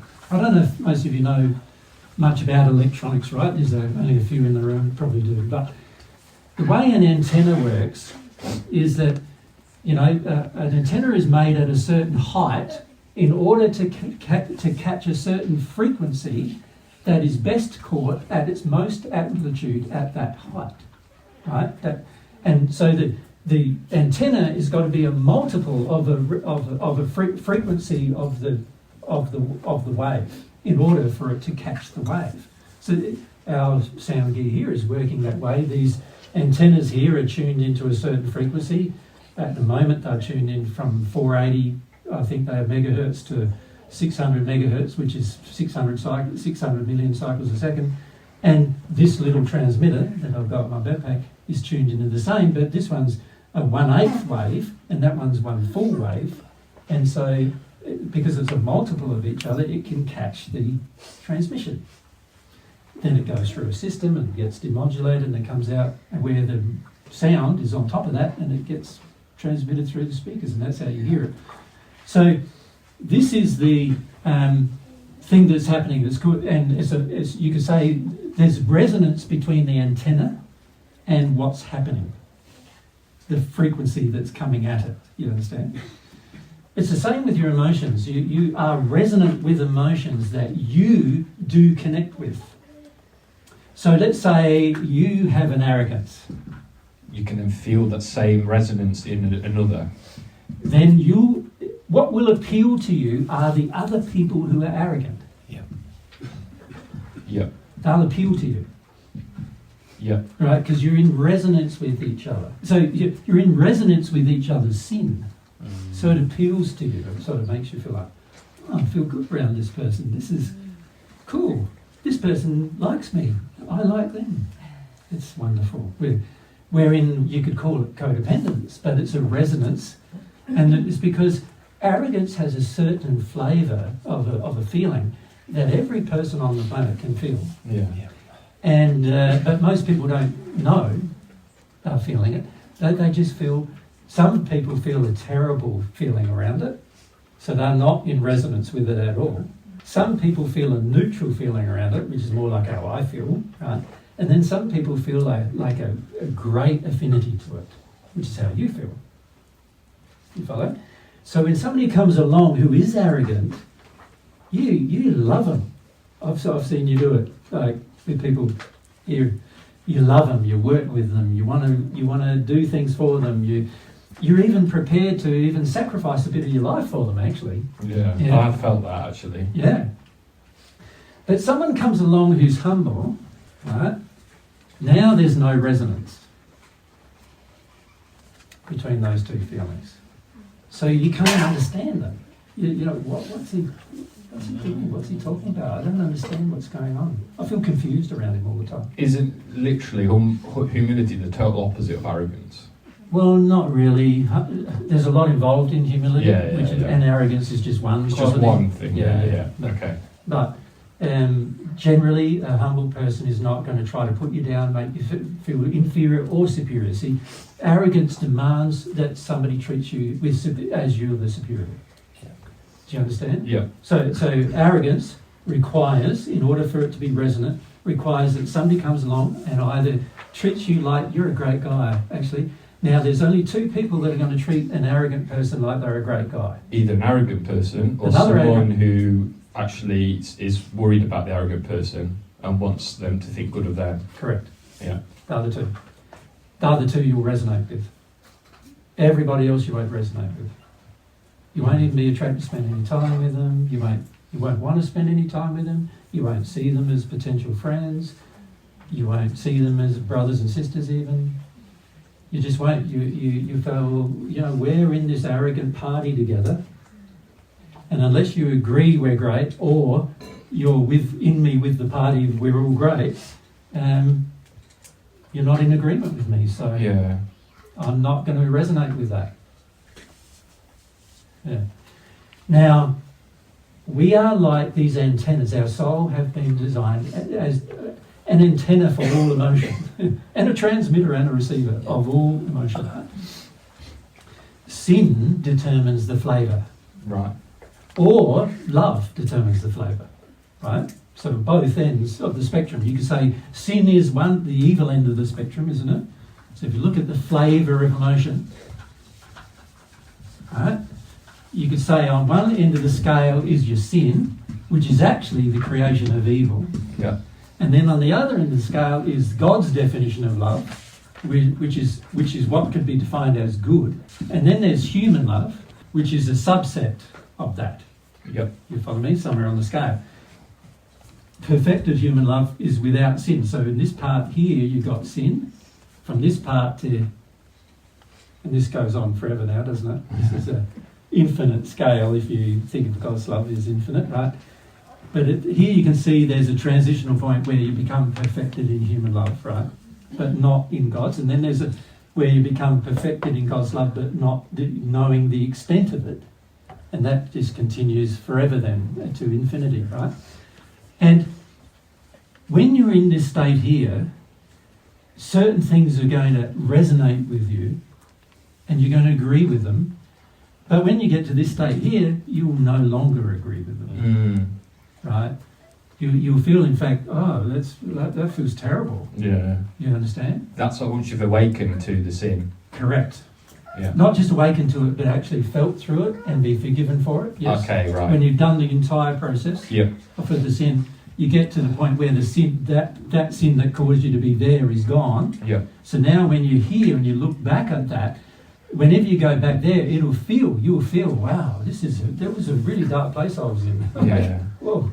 You know, and you'll be able to feel the difference, the contrast, right? Interestingly enough, the same applies this way. If I'm here, looking this way, when somebody here comes to me, I feel, I don't resonate with that person. There's something wrong with them. Like, I don't get them. They're saying things to me I don't understand, and I don't grasp, and I don't agree with them. Maybe, you know, it's weird because you sort of feel like you're loved, but at the same time you feel like you're being criticised.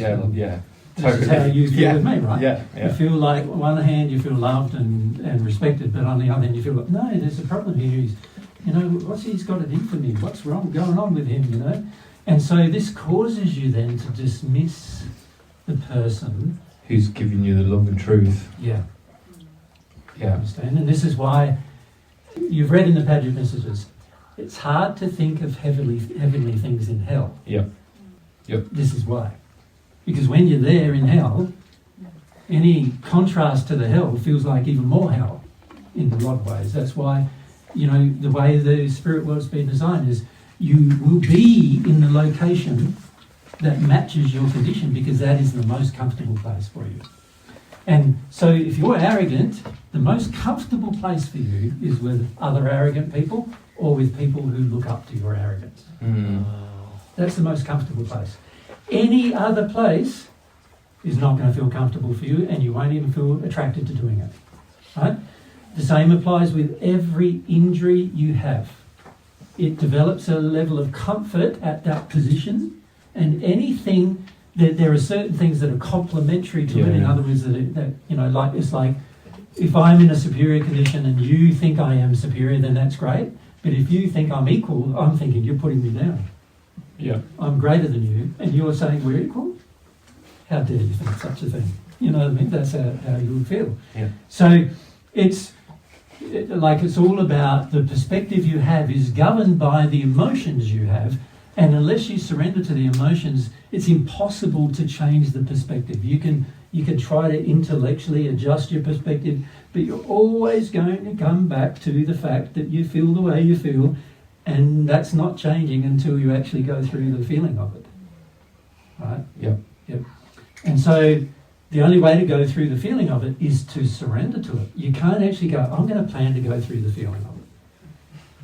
It's like, oh yes, I know I'm arrogant. So I'm going to do my journaling about it. I'm going to journal about it, think about it, all that kind of stuff. Ponder, reflect. Well, some of those things are soul things. And some of them are intellectual things. The intellectual ones are not going to help you. Yep. Soul things are like learning how to feel it, teaching yourself how to feel your arrogance, and actually feeling it. That's a soul thing. And then if you do that, then you'll get through it. You'll get down why you want it so much. Yeah. Right? Because a person who's arrogant wants it a lot. And the reason why they want it are varied. There's many reasons underneath why they might want it. Makes sense? Makes sense, yeah. But if you can understand that when you're in a certain position or condition, there are certain people and feelings that are very complementary to that condition. And that you can be in the hells and there'll be people complementary to that condition. An example, that's why they have the term birds of a feather flock together. That's why there's the Bible scripture that says bad associations spoil useful habits. There's all of these things that have been said historically, which all do point out to the average person that who I associate with tells me a lot about me. If I can't bear the people who are positive, then I like being negative. Right? If I can't bear the people who are equal, then I like being either superior or inferior. Yeah. Right? If I can't bear people who are homosexuals, then I've got some major sexual injuries that I've got to work through, because there's a reason why there's a lack of resonance. 15% around about of all people God designed are homosexual, so that means you're, not resonant with God's design in that regard. So there must be a reason, right? Some feelings within. It's the same when I'm racially prejudiced, or, I've got, I just don't like maths. You don't like maths? Yeah. Mathematics? Yeah, just a simple thing like that. I'm out of harmony with my design. Look, your soul's been designed to live by maths. So if you don't like it, then there must be something wrong with you. And does that affinity continue? Let's say you climbed out of the hells finally. Yep. And you're in the second sphere or the Yep. third sphere, and then do you still have like those issues where you still only want the comfort, or do you get to a place like, let's say, a third sphere where you're just like, I'm just going to be comfortable. Okay, no worries. Well, it depends what path you're on there, doesn't it? You can be in the third sphere, but using your intellect to progress, right? Or be in the third sphere and using your emotion, with God. So there's two ways to get to the third sphere, and whoever you'll feel more infinity with is who you'll be with. Right. Yeah. So you're going to be with the people who you're drawn to, and the main reason why you're drawn to them is because of the affinity you have with them for whatever reason. Right? Now that will continue, even once you're at one with God, you will have affinity for some, but it will be based on personality. Yeah, so if you've got matching desires or similar desires, they're the people you're just going to hang around with more, right? More, yeah. So the people I hung around with more after I became at one with God were the people who had the same desire to teach people about that truth that I had, and that were wanting to help in that experience and so forth. Yeah. Right. And so they are the people we spent most of our time, not all, because you like spending time with all variety of people, but the people who you just sort of develop a life where you do your work, you'll be drawn to the ones who want to work in the same areas of fascination that you have. Yep. You follow? But when it in the hells, it's the very same. If I love drugs, I'm going to be attracted to all the people who supply drugs and use drugs. And does that make sense? I want to overcloak people on earth who are taking drugs and all of that. Yeah, all that. All that will happen as a natural consequence. That's the law of attraction. That's how it works. So what most of us don't realise, though, is the law of attraction is governed not by our thoughts. By the feelings.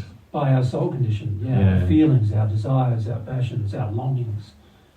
The thoughts are a part of that, they produce thoughts, but it's the feelings and longings and passions and desires that govern what I will do.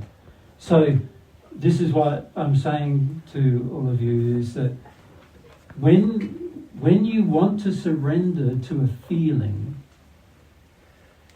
you will find that you won't even recognise the want anymore. You will just be in the feeling. To recognise the want means you're not in the feeling yet. If that makes sense to all of you. When you feel your feelings as you have them, it's like you only recognise them afterwards generally. Like, oh, I had that feeling. Not, I'm about to have that feeling. You follow? And so it's very interesting.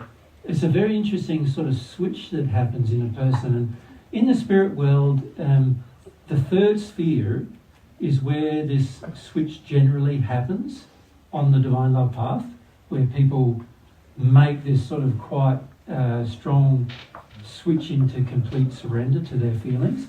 And that's why from the third sphere onwards, the two paths are very divergent from each other.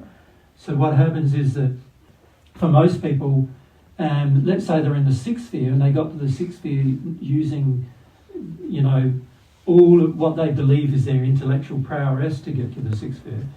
Many of them have to go back to the third in order to be in an environment where they can make that surrender-based switch. right? Yeah. And it's a very important switch that's going to happen on all of your, if you want to follow God's way, it's a very important switch that's going to happen in all of your hearts, in all of your souls. It's a very important change that has to occur. And it cannot not occur. You can't become a one with God without it occurring. It has to happen.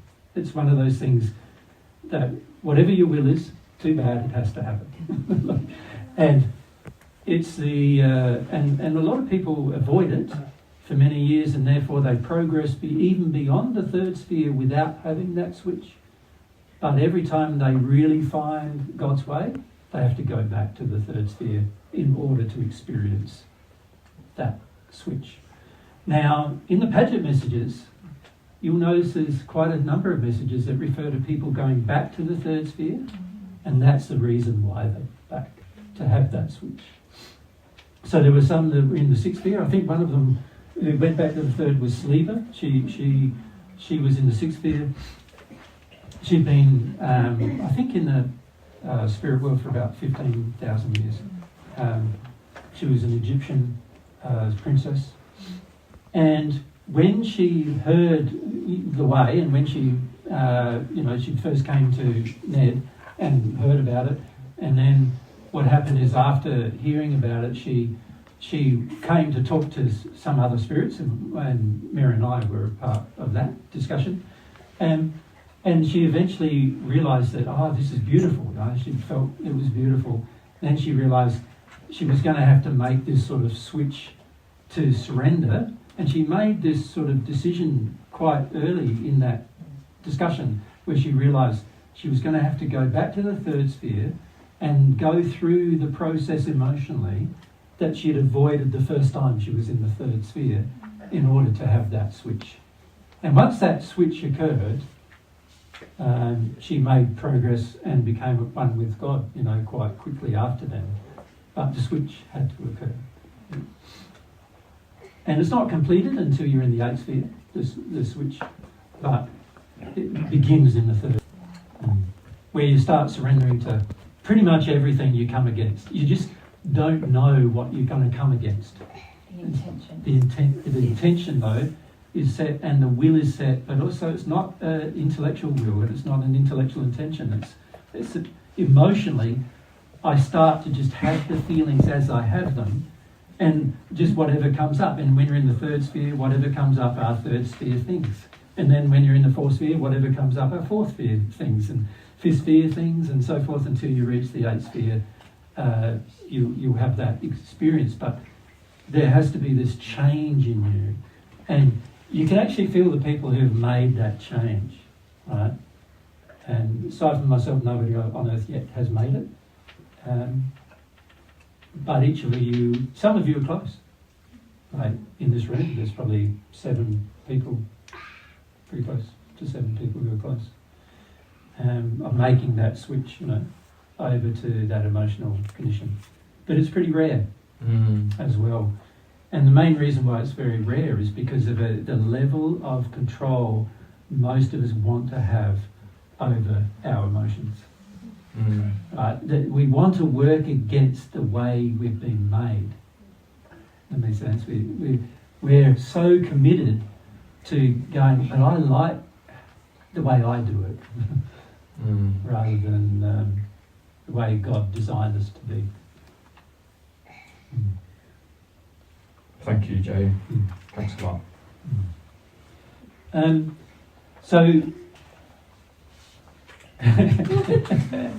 everyone feels a bit stunned. Why do you feel so stunned? Can I just ask you that? Jen? If I heard you correctly, I heard you say that in order for you to be yourself, you have to dull yourself down because of our my emotional condition contributes. Did I hear that correctly? No, I don't. No, that's not what I meant. What I meant was that you will see me as the same as you see yourself. You will see me. It's like a person in the first sphere. If somebody in a more higher condition of love comes to them, they don't see them as a celestial spirit. They see them as another person in the first sphere would be seen. So that's how many of you see me. You see me, you think I've got the same faults you have. You think I've got the same feelings you have. You think that I feel the same way you feel about things. And I don't. But you don't know that because see, then this is something that we notice a lot when we're travelling in particular, we notice a lot where people are presuming things about Mary and myself that are nothing to do with Mary or myself. They are to do with how the person feels, not about how we feel. I feel guilt inside of me, and I feel that I need to apologise to you publicly because I feel. Jen, I feel why? that. But this is. I feel that. This is I've you now underestimated. acting in an addiction. Is it an addiction? Of course, yeah. Well, then Well, you feel sorry for bad. that You need to too. learn how to feel bad for yourself without having other people to share in your bad feelings. You follow me? Okay. So I'm not saying these things to make you feel bad either, by the way. I'm just saying it's a reality. You're not going to be able to see the people who do not have the same feelings you have. You're going to see the people who have the same feelings you have, or have what I would call complementary feelings, like I just said to Nikki. So, like the example I gave to Nikki was, if he's in a state of arrogance, he needs two different type of people to feel good. He knows a group of arrogant men, preferably, not women, because women are like, "Rrr." If a woman's arrogant, you don't really feel that attracted to them, right? So it has to be men, and it has to be arrogant men, or it has to be anybody else who feels they're lesser than me, and feels like they aspire to be me, right? They're the people I feel attracted to. So that's for arrogance.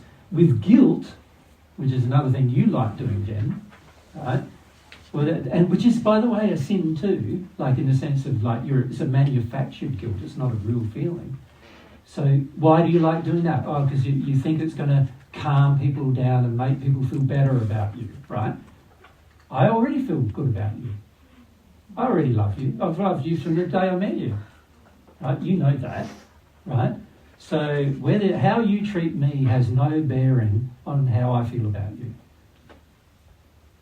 But I'm not saying how you treat me is very good. I'm just saying it has no bearing on how I feel about you, right? Many of you don't know that about me. You think that it does have a bearing, but it doesn't, right? Because I love you. Like that's why I want to teach you the truths that are going to help your life, right? And I'm not invested in your life, like telling you what to do in your life, as you now know. I think at the beginning when you met me, many of you thought I would be, right, invested in telling you what to do. But as you now know, I'm not invested in telling you what to do at all. However, I am very much hopeful that you'll listen to God's truth so you can be happy. My goal is your happiness, right?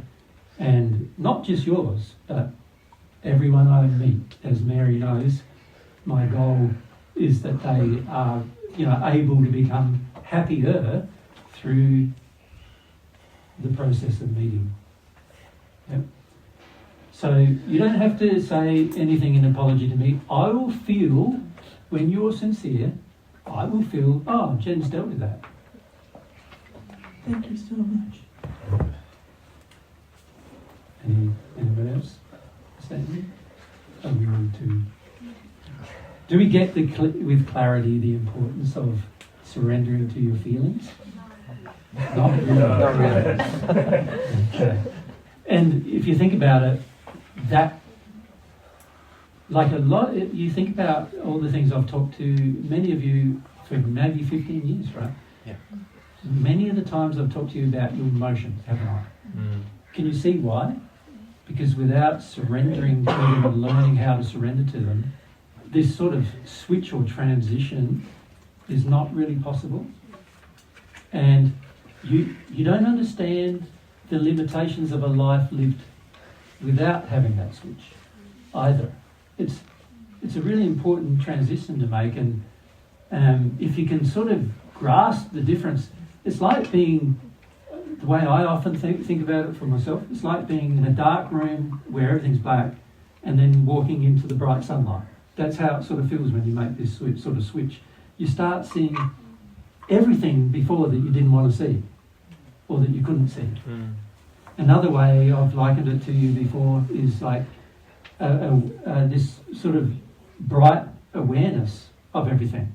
Remember how I've said to you many times that when I was 30, I was clueless.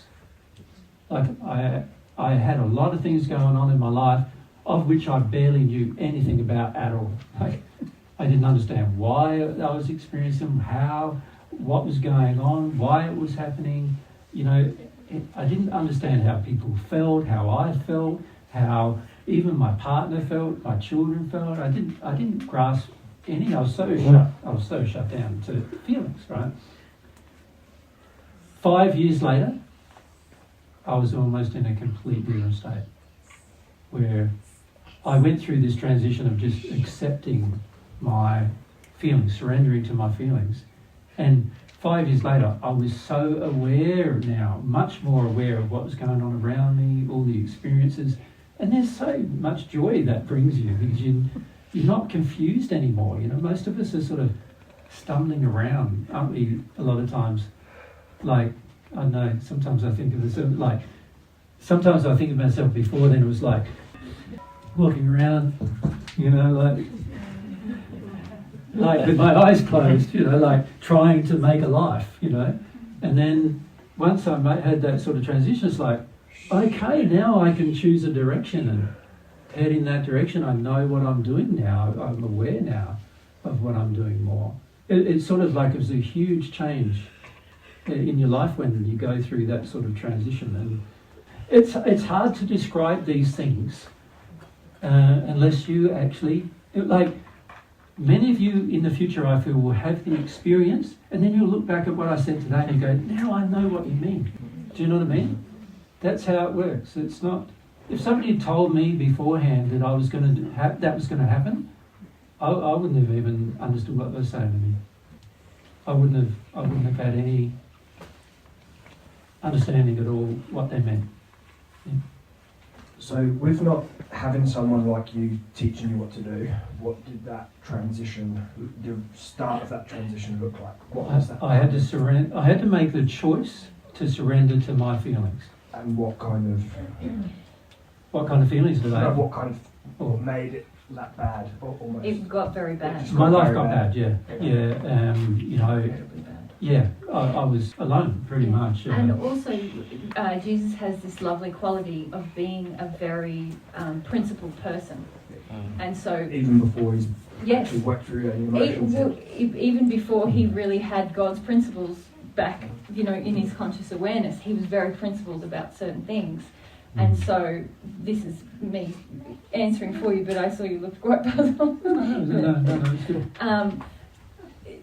So what happened was, in your sharing with me and my knowledge of you, is that his principles, he was so shut down emotionally, but his principles were leading him to make certain changes in his life to the point where he couldn't keep the emotions under control anymore. Yeah. And then... And I just had to vomit. Things started vomiting, yeah. And was that like something you kind of set up before you came back? Like you knew, like, Well, now I know, yes, but I didn't know that at the time, no. Like, you know a lot of things afterwards, but not at the time. I didn't understand. So it was a lot to do with your parents' emotions that you developed, that you had quite strong principles anyway. No, nothing to do with my parents. That's a soul quality. Okay. Yeah, That's a soul and that was quality. from because of before. Right? Yeah, my parents are very unprincipled. Yeah. But Jesus, but Jesus, as a young boy, learnt principles. They were very rigid principles in his religion at that time. Ironically, my parents didn't have those principles that I learnt in the same religious faith that they were in. And what was going on there? What was? Well, they just appealed to me. That's a personality thing as well. Show one of the 14 a principle, and their feeling is, principles are what you live by. It just, before you sort of feeling yourself, sometimes you pick up the wrong principle. Yeah.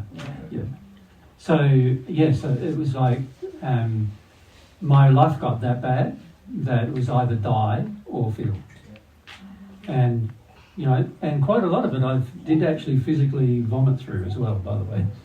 Like, you had a lot of physical symptoms. I had a lot of physical symptoms, as well as emotions, you know. So that some nights I spent the whole night just vomiting. like physically vomiting, just working through fear, for example. Other times it was just like terrified a lot and working through that. And like when I say working through, I didn't work through it in the sense of like you're thinking. I just felt it all, felt through it all, went through these experiences. And because mostly I lived alone, nobody else saw it. And that was good, because I didn't have the opportunity to dump it on anybody else. I think if there was somebody living with me, I might have, but particularly at the beginning. But because nobody wanted to even live with me at all, I didn't have that opportunity either to sort of share my feelings with somebody. And was that almost kind of a benefit in a way? Yeah, it was great. It taught me a lot that I had to own my own feelings, have them, feel them. I could handle them. I could cope with them. You know, I found out I could handle crying for 7 hours a day. There was a period of time where I did that for nearly, probably close to 18 months.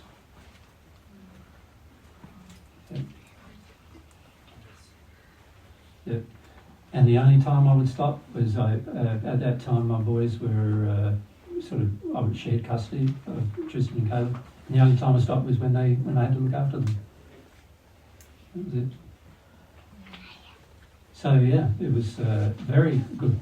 I learnt I can handle I can handle emotion. Enough to teach about it. I had to be able to teach about it. You understand? It's you have to go through the experiences before you can teach anything. To be honest, nobody's going to be able to teach divine truth until they go through it. The celestial spirits have all gone through the same experience that I have, and so that's why they can teach it to others. All of you, at some point, to teach it to others, you're going to have to go through it yourself. That's the only way you're going to be able to teach it to others. And it's really good too, because when you make that shift, you don't need anybody advising you about other people not having made the shift. Once you've made it, it's like, the resonance means that straight away, no, they haven't made that shift yet. It's weird, it's a bit of a different example, but I really like things like jiu-jitsu, and it's like someone could have like a blue belt or a brown belt, but they suck. Yeah. And it's like you got a brown belt, but you don't feel like a brown belt. It's a silly example. But yeah, I don't know if I'd agree with jiu-jitsu. No.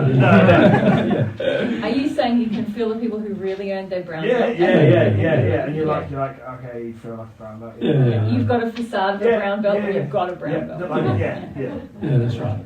And that's true. There's you see it often in other things, don't you, where there's people who love tennis and who but then there's people who make it their life. There's people and there's people who love truth, and then there's people who make it their life. It is their whole life. To become a one with God, that's what you're going to have to do. And can I draw together a few things that we've been talking about recently, because few people felt flummoxed by that discussion.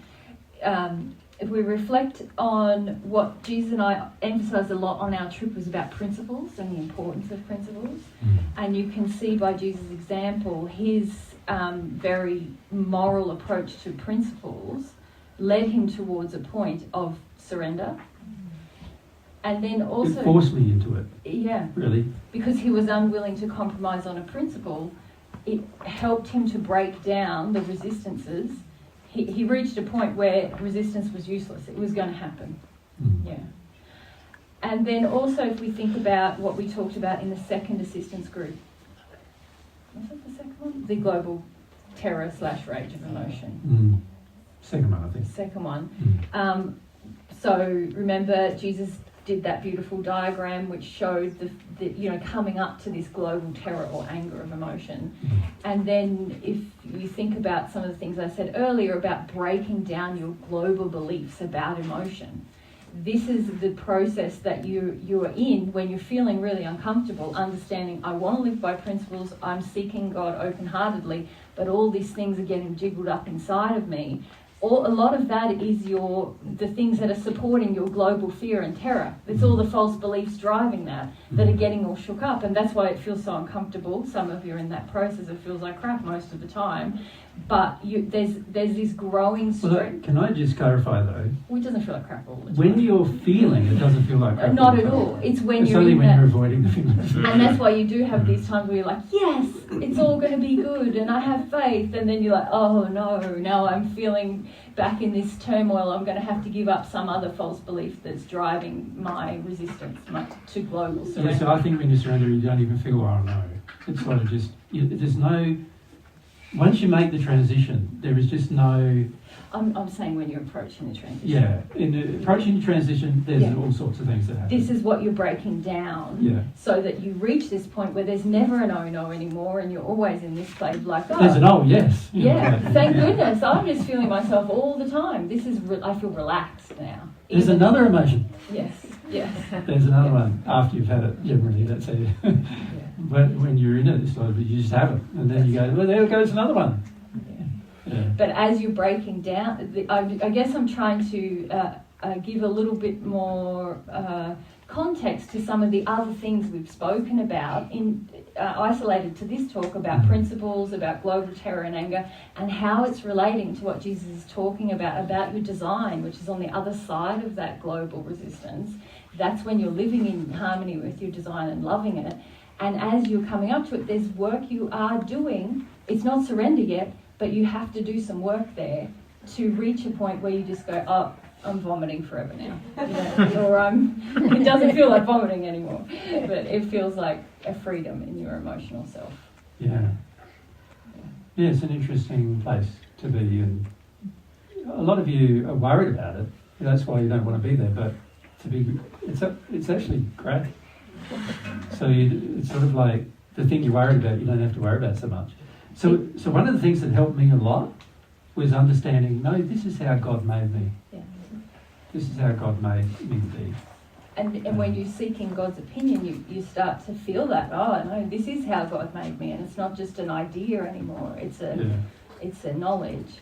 And also you start to feel like, this is why the principles are so important. I'm building a strength inside of me, which is not just about principle, but about one of the principles is that I feel everything all of the time. And so it's like a breaking down and a building up sometimes in that process before you hit the surrender is what it feels like to me, because I haven't had the experience Jesus had, which was sort of like, and I couldn't. Well, you've not had the surrender yet. That's right, but I also haven't. I think everyone to reach the point of surrender has to have the experience that you had, where you say, "No principle shall be broken by me." It's just that. Not just that. It's also, I am going to feel what I feel right now. Yes. Like that's a principle. Yeah. There's no other way out of this. Yes. And it's sort of pointless to do anything else. Yeah. And also, why would you want to do anything else? Yeah. Because everything else you do was going to be a sin. Yeah. And what a waste of time, kind of thing. Yeah. It was about extremes. You know, in our modern life, we're very adept at avoiding extremes. Well, that's about control, isn't it? Yeah, we have so much control, we want so much control that we slow the whole process down. What could take us 1 year, 5 months, ends up taking us 15 years because we're addicted to control, and it's easy to, in our society, it's very easy to obtain a sense of control. Well, there's also other issues about that too. It's sort of like, if I can maybe give another illustration, when you're in a certain position of a certain emotion being within you. So let's say I'm arrogant. This arrogance causes me to have a tolerance level of certain. Let's say this is the depth of bad emotion, and or you could say sad or hard emotions to feel, and this is the scale of good emotion up the top here, right? Or emotions that are a joy to feel, right? When I'm in a state of whatever I'm in, say in the case of arrogance, I have a scale that's only capable of that area. I am going to live my life in that area. There's going to be these boundaries. This is the upper level of my happiness, and this is going to be the lower level of what I will allow. And I'm just going to keep allowing that for the rest of my life, right, while I have that emotion. Does it make sense to it, right? No. What's going to happen is the arrogance is going to dictate how good I'm going to feel and how bad I'm going to feel, and I'm going to have a very low tolerance. So this is what I would classify as my tolerance level. What I'll allow as an experience. Well, it's really more tolerate, rather than allow, because at this stage I'm not even allowing anything really. I'm just tolerating it. But it's not that you naturally feel that way, is the point I'm making. It's not that like, oh, I don't have any bad emotions. No. They're happening, but I'm not. These are the emotions I'll let myself experience. Yeah. This is the tolerance to my experience, right? You understand a bit better now? So this is, while I'm arrogant, I will tolerate only these experiences, nothing else. Right? And so can you see how restrictive that is? You're not going to tolerate any better experiences, and you're also not going to understand any worse experiences. You're only going to live in that, you could say, it's like a path, isn't it? A road. A prison, you could call it. It's a prison. You're in a prison, right? So while you have the emotion, you are going to tolerate the experience of only a few different experiences. So in other words, you're not going to tolerate anybody treating you as an equal. You understand? When you're arrogant, the only people you can tolerate are the people who think you're better than them, or who just like you, as good as you. They're the only people you tolerate. You're not going to tolerate being around people who think you're equal to them. Right? You just can't bear them. You're going to get angry every time you're with them. You're going to get annoyed by them. You're going to get frustrated with them. You're not going to be able to cooperate with them. This is your life. It's the path you're on, the road you're on. Your tolerance of your experience is governed by the emotion. And once you are free of the emotion, can you see what you can experience becomes greater? Right? You're not bound anymore by the prison of that emotion, which is governing your experience. Right? And these are things you will understand when you go through surrender. Many of you don't grasp these things yet because you've not gone through surrender. When you go through surrender, you start realizing, that emotion caused me to have this little tolerance level of these experiences, and I wouldn't let myself have any more joy than that or any more sorrow than that. I would only allow myself to have that experience. And it's very much flavoured by what you're arrogant about here. So if you're arrogant about you being a man, then there's going to be a lot of sexual aspects to it, because of that. So we're in this sort of governed, the more you govern the emotion, in other words, not wanting to surrender, the more you are restricting your life experience and your awareness of everything. You're compressing yourself down to what I feel for myself was down to like a speck almost, as to what you could have been. Right? And by allowing the surrender process and going through the emotions and surrendering to them, you're now going through this expansive process that expands your capacity to feel and understand and to absorb and to have experiences that you can enjoy and feel joy about. And you also understand the depths of sorrow as well, because you had to go through that in order to expand. So you understand what it's like to go through it. And these are good things, ironically. That's what you come to feel, that it's good. The problem that many of you face is that you don't feel that prospect is good.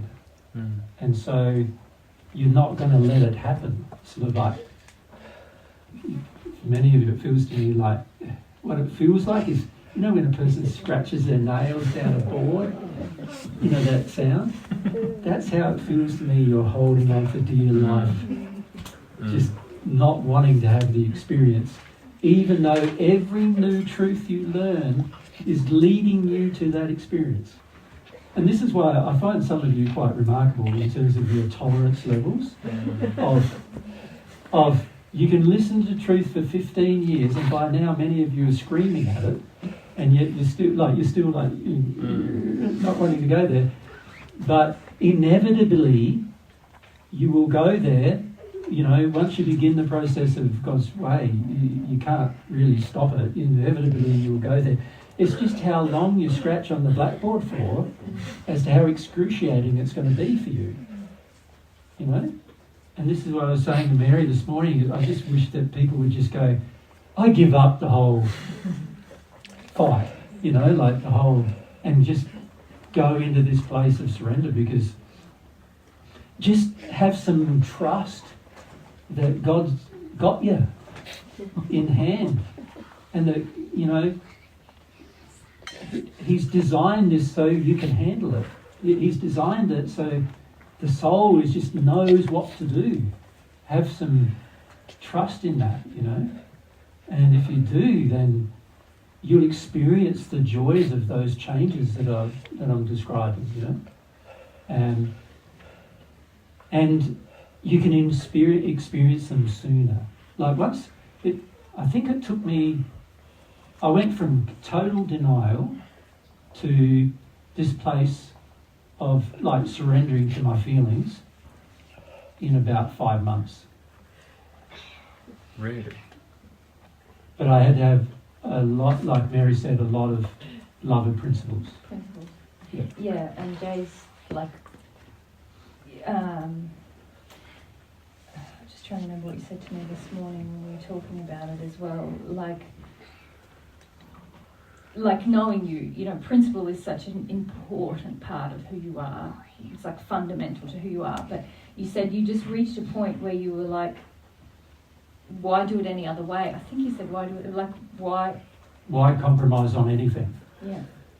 Ever, again. Why not feel everything? Like I had to say, did I love my wife? No. What am I doing living with her? I have to leave her right now. And I did. And that caused like